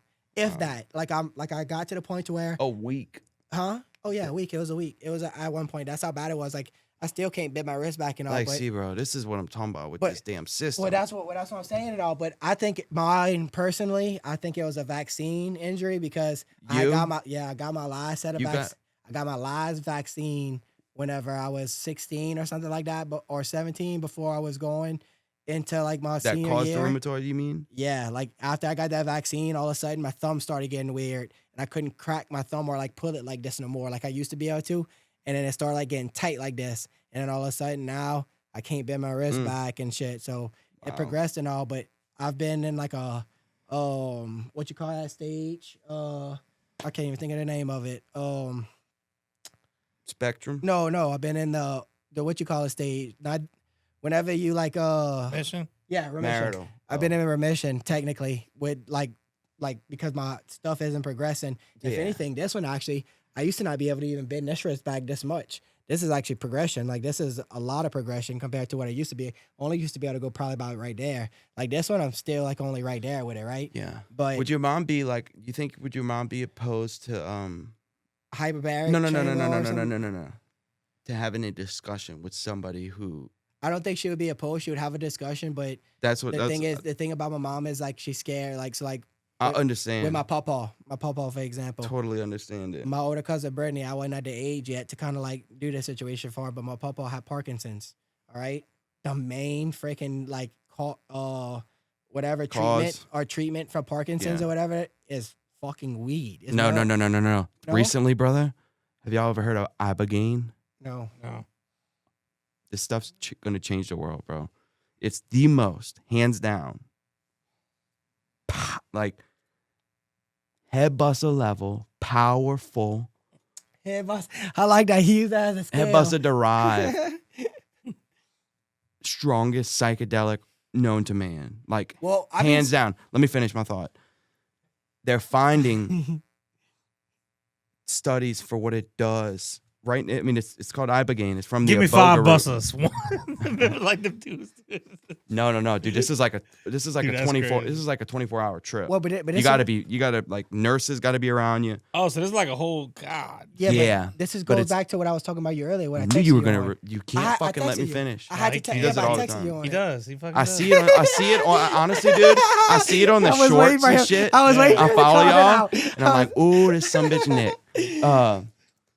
But no, I really do. That's why I texted you about earlier, though, for real. Like, it's treating people with Parkinson's is what I'm getting at. Yeah, people who hadn't been able to walk and be real, like, but it's nothing like you'd party. You can't do this stuff and go party or sit in a fun room and watch something with your buddies. Like, this is a buckle up. You going to like, this is. I'll send y'all both some information on it. So it's not like psilocybin. I love that. He said that psilocybin. No, but I'm psilocybin. Psilocybin, whatever. Listen, I love that. Whatever. So it ain't like the psilocybin. No, it's nothing like that. It's like whatever he said. The psilocybin, right? You want me to finish, pick up where I was at? Yeah, but I want to know though. Like that's why What do you want to know? Tell me, Nick. What do you want to know? So, like what I was telling you earlier, though, like I was like, hey, the psilocybin and the mushrooms. Whatever you want. What are you placing your order? You no, want a side salad with psilocybin. Listen. I feel like you whatever the word is, the chemicals. I need a side salad with some mushrooms. With some psilocybin. The chemicals in the psilocybin. shrooms that make you trip or whatever is known now. They have buku research coming out. It's saying like it's supposed to give your cells like a 50% like upgrade in like longevity. I'm sure like a little like a microdose of it. I mean, this is some crazy stuff. Beautiful stuff. Honestly, that's what my little brother's going to be he's getting his MP or going to school to be an MP. Nurse practitioner? Correct. And we're going to open up a clinic because he's a psychiatric nurse because he's dealing with some loony birds. You can talk about some stories, dog. Whew. Yeah. It's crazy, but he loves it because he meets and takes care of a lot of veterans, homeless. And he knows basically just through watching what I went through with my story and my journey, and not just with me specifically. He's kind of seen it for as is, but my mom and my dad and my brother, it's impacted them and opened their eyes to the reality of the conventional medical system here in the West. But Elliot and I are going to be opening up. I won't put that out there just yet. We're going to be doing some awesome stuff for down here in Louisiana for people I need to get with my PTSD on the psilocybin front, brain injury, all of it. Yeah, I need to get with my sister because she's actually thinking about. I'd love that. Well, she's a nurse practitioner also, and she's thinking about. I don't want to put too much things out there, but she's thinking about like going that route, a holistic route. Everybody's craving it, dude. Everybody's craving it nowadays. They need everybody wants because there's a paradigm shift happening right now. It's beautiful. Well, dude, it's like well, think about it. When did modern medicine come across? 1910. Okay. The Flexner Report. Yep. You see, like he's on this shit. I'm telling you, whenever he says he went down rabbit holes, I'm telling you right now, dude. I would text Evan like randomly, like because we would just be doing something, whatever, at like 4:00 a.m. in the morning. Evan is fucking nose deep in a fucking article somewhere on the dark web, like reading some shit like that, like somebody let out, like. No, I'm serious. Like, no, I believe that. But I'm saying when y'all say holistic, like how far are we talking into this? Like elaborate. What do you mean? Well, because like holistic as in like I'm not gonna give you a pill. Well, I'm saying like let your thought go out. And maybe I'm not using the right term for that because like I don't know. There's some people No, we're not talking about the crazy. No, No, let him do this finish. shit I don't know. where it's like- I want to hear what you're saying. It's not like voodoo, but it's almost like you gonna read my fucking palms and tell me I got fucking. That's not what he's meaning. That's not what we talking No, about. but I'm just saying like they do that shit like want to read your vibrations and all the fucking bullshit. That's a real thing. No, though. I'm frequency. I get I'm that. hearing you. No, but I'm asking like, is that what you thought? Like the frequency thing? No. Like I don't get all that. Like you know what he's talking about? I do know what you're talking about. The frequency thing. It that seems like a bunch of bullshit. I know what you're talking about. I think the shit you're parts of aspects, palm reading, that's dark arts. Yeah, that's the dark arts straight up. I'm talking cards, all this stuff. Yeah, like now, I mean, at that point, I'm going to ask the fucking magic 8-ball. Hey, what should no. I do? This I stuff mean, is extremely calculated, very objective. It's not like a subjective angle at that's all. what I'm saying. That's what I'm saying. Measuring. I believe what you're doing. Wait, is that one of all the things? different? What? No. No, is that one of the things that you say? Are the things that like where it tests your vibrations into your body and it tells you exactly what frequencies and what's wrong with you? Because they have a lady in Thibodeau now. I'm sure they got. Yeah, something no, they like have that. a lady in Thibodeau that does it, and she goes and she puts people on it, and a lot of people are starting to get on it, and she's supposedly like the only lady in Thibodeau have it. I bet you your frequencies are all fucked up. I mean, I would hope they on some other levels. Yeah. Oh yeah, his vibrations are all. So like basically you hold these handles and it like shoots like the frequencies or vibrations to your body. Get you a boner. And it I mean, if that's what you want to do it. But I mean, it tells you basically like what's wrong or where you're struggling at, and they can pinpoint things. I believe. See, like that stuff, I believe because I've seen things like this. Like that's not dark arts stuff though. Like that. Like we all vibe. Like we are energetic beings. No. This is proof what you made. No. Nah, if anything, Brandon there is fucking making them raw. No, like this is.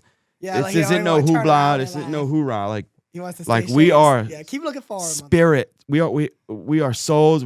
Our soul is it's a combination of our mind, it's our emotions, and it's our will. Okay, our body is a vessel. It is a suit, in a sense, and this is where our spirit, like, this is the temple, in a sense. This isn't hoopla. I believe fundamentally through and through that is reality. But we operate on I could measure what frequency you like. They have I forget the type of scan picture. It's a picture, and this is like they've got hundreds of it. People standing up. And when you stand up, people who are healthy, so on and so forth, they have two circles. Like think of me standing right here, right? Think of a circle that's perfectly perfect going this way, and there's a circle going this way. Like that's what the field, there's a field of energy that we have and we emit. We are electrical beings.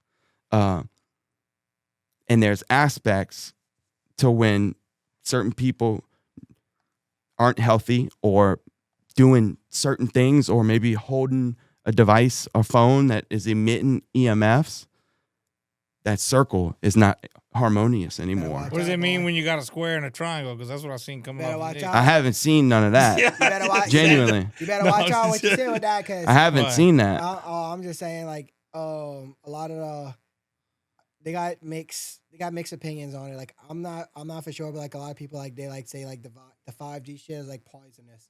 I mean, it's definitely not healthy. No, I mean that's a rabbit hole. Well, and then also like the wireless Wi-Fi internet and all, like, and those things, and like how it's affecting us and shit. And like, see, that's objective though. Like that, there's clinical, real data, objective, like studies done, measurable results on the impact that Wi-Fi. Dude, your microwave's not good for you. Yeah, microwaves are horrible for you. That's been known. That's but they been mess. notified, but even if you know that, then that should tell you a lot in terms of, or you can make the relation to where, I'm not saying it's life or death. I have Faraday cages for my phone. There's things you could do to. Wait, what is that? Yeah. Like the device cage that, so you put like it in that way. That just way. Put it in there. And it doesn't. Yeah, so it doesn't emit any EMF signals. You can't transmit it to you. So like type another deal. thing too, you know what I mean? My thing is just like and I'm not trying to get into conspiracy share or nothing, but like, why I don't is believe in Wi-Fi being conspiracies. pushed? Why is Wi-Fi being pushed so hard and all, and Oh, you yeah. know, Don't all ask. this other stuff, right? I went down this. Yeah. No, you know what I'm talking about though. I So it's do. just like, why is all these things being pushed? It's almost to like get people.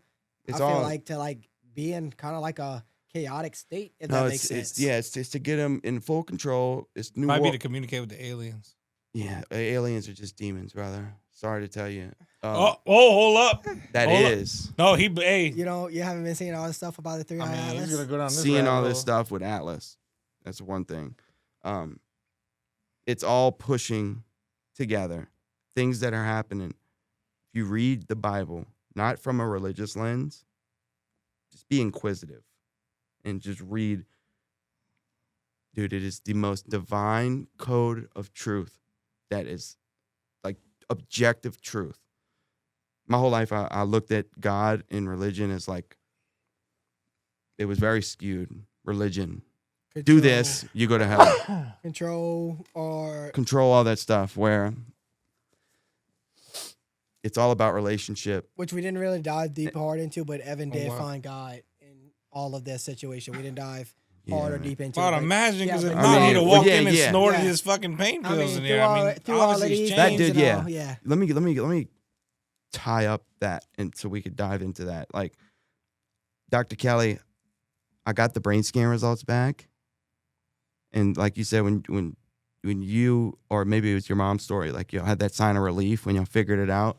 Like mine was a sign of relief, but it was also like, damn, like Yeah, it's like big. I thought I was screwed. Well, it was a life or death for you. It was life or death. That's meant, you get a second chance. Well, no, I mean, at that time, I didn't think in that moment, obviously, thank God I'm here now that was able to do it. But like in that time, man, it was just I didn't think I was going to still see my birthday that year because I was lying to everybody about the pain pill use because it was just shameful. And like, it was the only thing that made me feel normal, like I said, but everything was twisted. One of my symptoms on that brain scan said derealization of reality. That was a symptom. What? With amnesia, with major depression, short-term memory. I mean, I could show you all that. So like reading all that, I'm like, man, like I'm a train wreck. Like this is insane. I'm so screwed.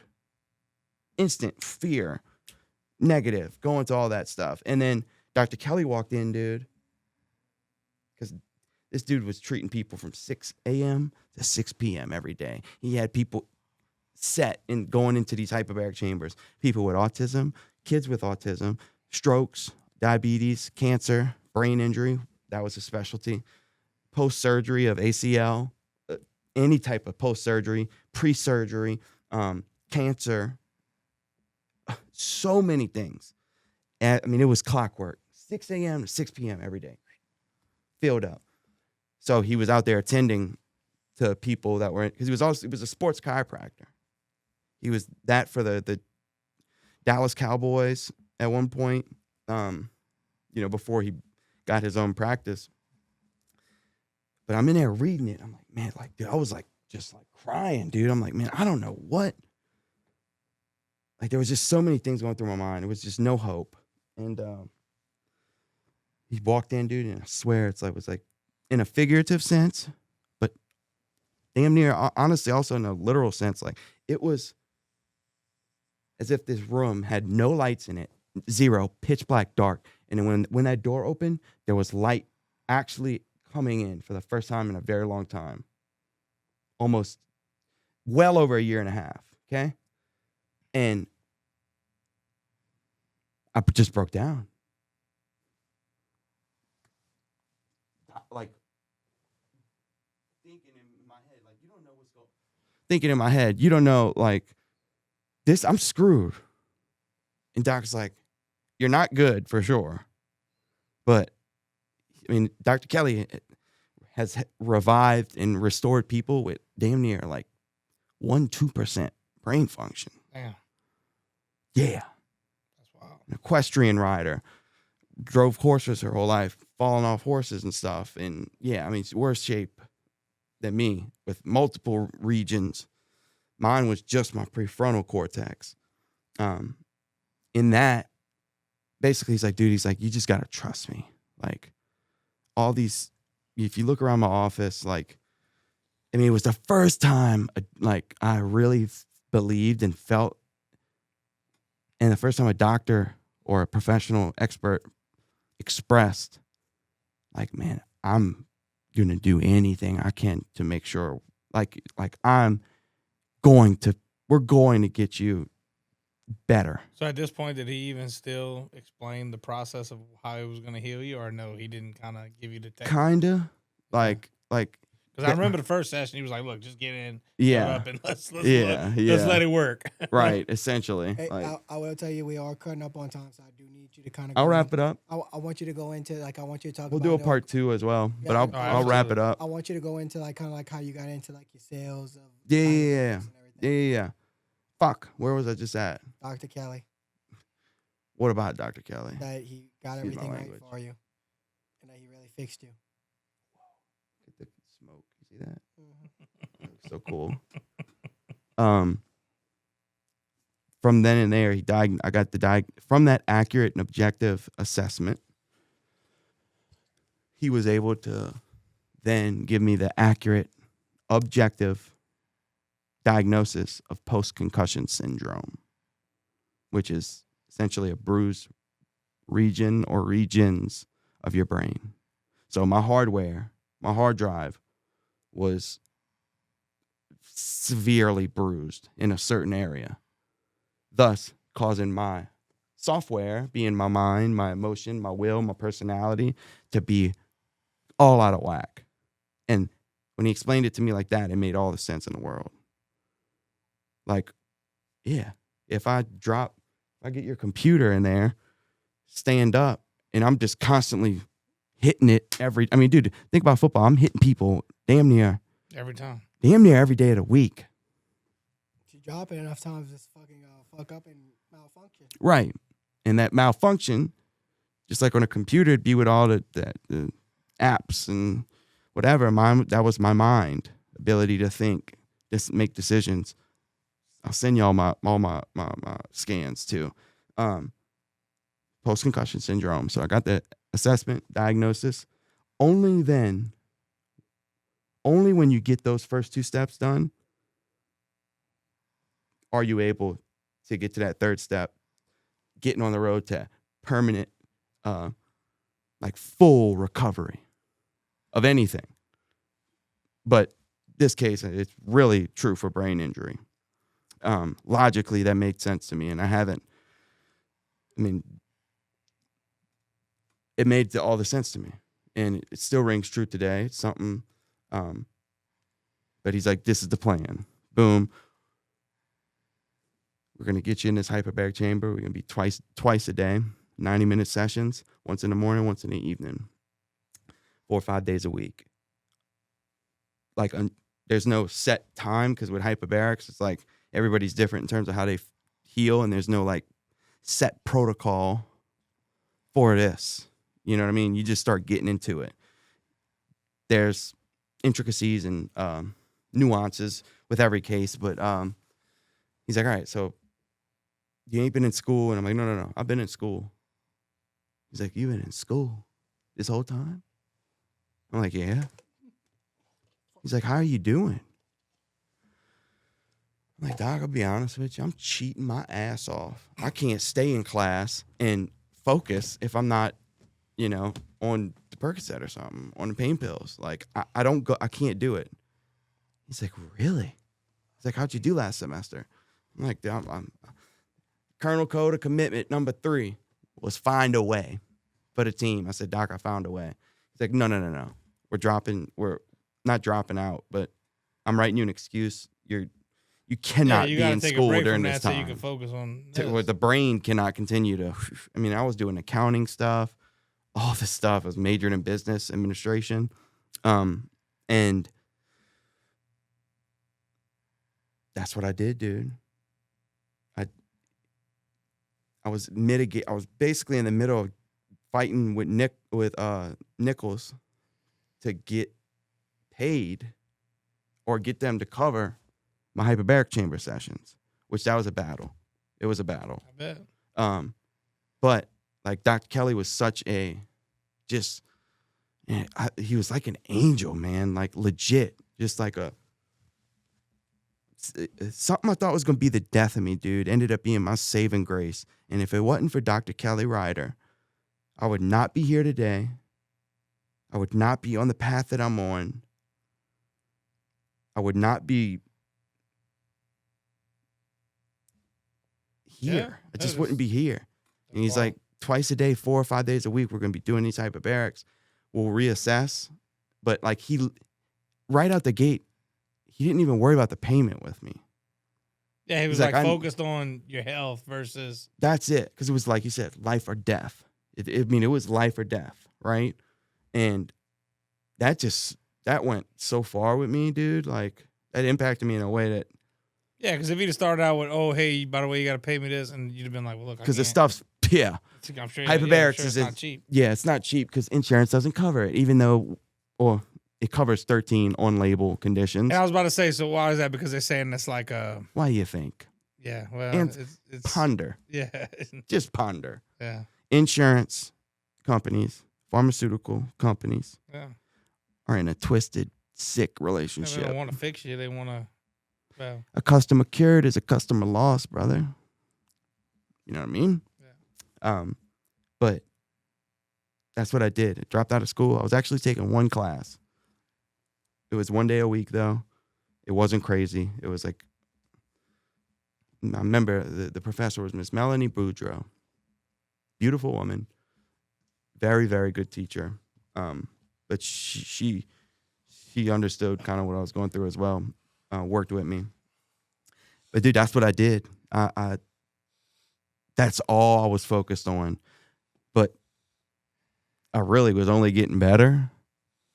And I told Dr. Kelly this, to go right back to being a Head-Bussah crash dummy. So that was your goal? That was my goal. Just to get better to go play again? I swear. Oh, fuck. God damn. That's so crazy. You love football. Oh, yeah. And like, I mean, dude, I was talking. Was it dude from what? Football? Just keep yelling, football. Football. You see them, yeah. Squirrel. Like holy shit. That's just if that paints the picture at all for you. Like, about my commitment. Yeah, I was about to say you're dedicated, my guy. I remember telling my dad that I'm going to my motherfucking, the wheels come off of this machine. Like, yeah, my brakes ain't been working. My shift gears ain't been working. My damn steering wheel ain't been working. 3 flat tires. Yeah, that's it. Like, he's like, but I'm I'm going till the wheels go off, and I cannot move, and I cannot operate this machine anymore, which is skewed, it's flawed, and oddly, it's necessary. If you want to get to the NFL, you gotta be all in like that. Yeah. You just have to. Right. And I was talking with, the Giants, and like there was a real shot. There was a real shot there. My identity was in that. But as we went on, really got so close and so tight with Dr. Kelly Ryder, man. Soaking up so much game. He was talking about rabbit holes. Like, he put me on so much game with this medical industry. The bad, the good, and the solution. The solution is what lit a fire up in my ass, in my soul, that it's only intensified from then to now.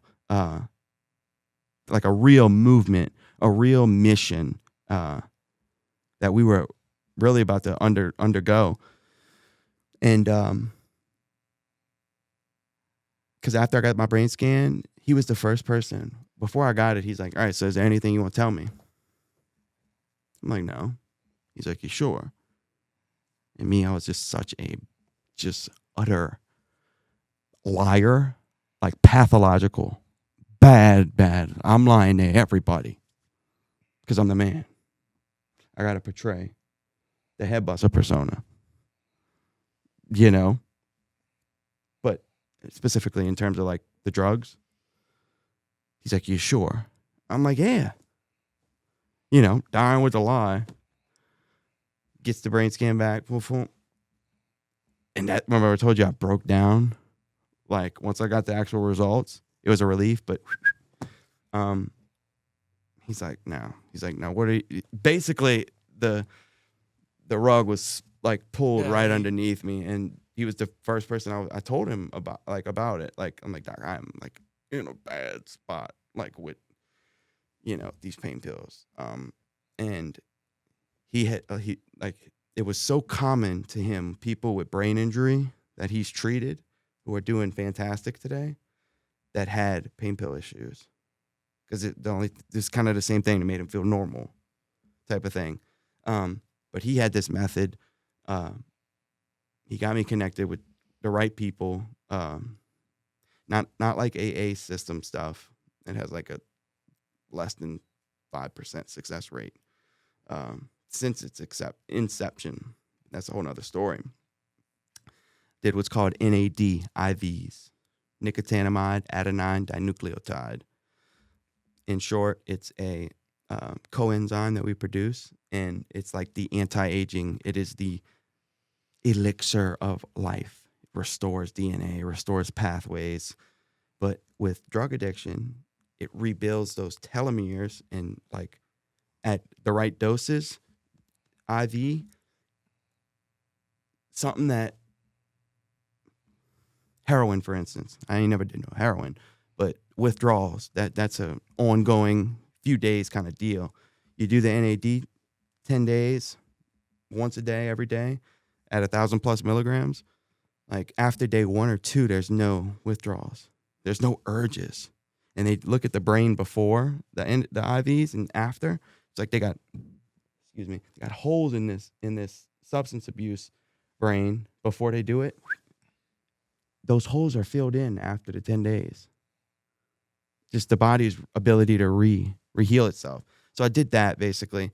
Dr. Kelly and I, another guy named Brandon Mitchell, one of Dr. Kelly's good friends, played in the NFL, had issues, brain injury as well. And we were basically about to, I can't say this. I can't say this, but about to roll out essentially an absolute genius idea. Yeah, I mean, further than an idea, like we had plans, we had everything ready to go. Physically, we had the client list of like such a different approach to treating addiction and brain injury. Not just brain injury, but substance abuse, addiction, and Dr. Kelly passed away. Dr. Kelly was in his early 40s. I didn't know that. Damn. Yeah. I didn't realize that. Yeah. So like that whole 2 year period, when I met him, I did well over like 250+ sessions of hyperbaric with him. Wires started connecting, and like I was interning essentially with him, like just learning, working with him, and we were about to open up this clinic, this completely different new way of, it's like an addiction recovery center in a sense. He passed away from COVID. I knew you was about to say that. Yeah. Damn. It was so weird. On a ventilator. It's so weird. Till this day, dude, it's still so weird to me. Which that shook me up, but that torch, man, he lit. I know, I'm almost done. There's just meeting him changed everything for me. Like I said, something I thought was going to be the death of me. Absolutely, 100%. I wouldn't change anything because it was my saving grace. All that pain, all that suffering, bad choices, all that stuff, God has molded it and shifted it into something so powerful, all done for the purpose of advancing his will in helping people who are in the same shoes. Because it doesn't make me, nor does it make anybody less qualified to help those people. It's the prerequisite to helping people with whatever it is we're going through. Brain injury, whatever. Could be porn, could be something very minuscule that a lot of people deals with, where sometimes in some people's head, they're like, nah, I can't help. I deal with that myself. Or even think it's a normal thing. Right. But no. That's what makes you need to have done that to be able to speak on it and come out of it and help these people. And it's the most fulfilling thing, dude. Money doesn't touch it. It's so crazy. Ever since, Dr. Kelly died, I'm like, man, I kept running into people I knew, people on the street, homeless people. I mean, so many people to where I get this like gut. It was like God's confirmation with my gut. Bing, something would go off. This person's got a bruised brain or something, so on and so forth. Dude, it was happening so much. It was like so weird. And keep in mind, I've done all my sessions. I've got before and after brain scans. I could send them to you, showing like the objective data and the proof, what my brain was like when I walked into that clinic to see Dr. Kelly for the first time, from when I was done to now. So what it was a 30%. Yeah, objectively 30. 30% now. What you objectively? Well, I don't put the like post brain scan percentage wise. Because in a sense, I mean, it's still the same test, but on a number percentage wise, like Dr. Kelly, it's very complex, honestly. But you could see, like, it's a lot healthier of a brain. Right. I don't have any red. Right. I don't have the yellow. I just don't like seeing them 100%. Right. But my brain is so, dude, I sleep like a baby. Through the night, always. Not headaches no more. Zero headaches, zero migraines. I do have a little bit of like light sensitivity still, but it's nothing like unbearable. It's very manageable. Like, I mean, lots of things, man, and no depression, none of these things. Like, and it's all a testament to number one, like God. 2, Dr. Kelly. 3, hyperbarics. Like those things, man, like this stuff has been around for 400 years. You understand? Like there's so much data on it to what that holistic route that we're talking about earlier. Right. There's so many tools like this out here, man, to help advance. We could get into that. We are running out of time here in the West. Now, yeah, so let's wrap it up. We could do a part 2, but just to let y'all know, like, as y'all can see how Evan's dressed right now, he has become a pretty successful businessman as far as sales and medical field. And I wouldn't even say like the regular Western medical field, right? I would say like hyperbaric chambers. You want to name a couple of things? Yeah, lasers. Lasers. Like on the aesthetic side of things. Don't get deep into it. Like because we'll use that for the next. That's a good transition. We will use that for the next episode. Yeah. That the hyperbarics all came about primarily was just to get access, give people those people I kept running into, give them the access. Whether the same opportunities. Man. Dude, that's awesome. Because I've lost so many people from it too, man. Like legit suicide, so on and so forth. Like and stories, like it helped. I mean, the impact it has on so many people and their families is you don't think of it right on the front end, and we're so quick to write people off with, oh, that dude's just doing drugs. Oh, that dude just can't put the bottle down. Or XYZ, when it's always something so much deeper. And there's answers and there's hope. I'm a hope dealer. But not hope is in like a fantasy of hope. Like, no, yeah, this is calculated, like a well-founded, well-grounded expectation based on logical, proven metrics of data. Like I'm big on data. And so what a big thing too is what he didn't touch on, what we will touch on next episode. Evan has gone to places now from California, Las Vegas, Texas, Canada, all these crazy places. And I mean, it sucks that we didn't get to do it because we did dive in. I'm glad we dived into all the things that we did. Well, that's the next one. We'll that's what I'm saying. We can hit it on the build up part 2. Yeah. And no, I think the part 2 is gonna be really good because do it like on a weekend when you gotta like. Well, no, but you could be able to explain a lot of things, and even I want you to bring in some of those things too. Down. Yeah, bring in like one of your medical technologies that you're selling right now. That way people could see, you know, what's a different side of things compared to, hey, let's pop this fucking pill to make my fucking symptoms better, right? Right. So that's gonna be awesome. Appreciate I think that'd be huge. I appreciate you coming out, brother. Absolutely. Always a good Bro, time thank to y'all for have having me. I know we've been trying to do this for a while. Oh, yeah, no. man. But like, hey, look, y'all we gotta get setup another is one. huge. It's unreal. Appreciate it. But yeah, we'll get it rolling, brother. Thank you, dog. Oh.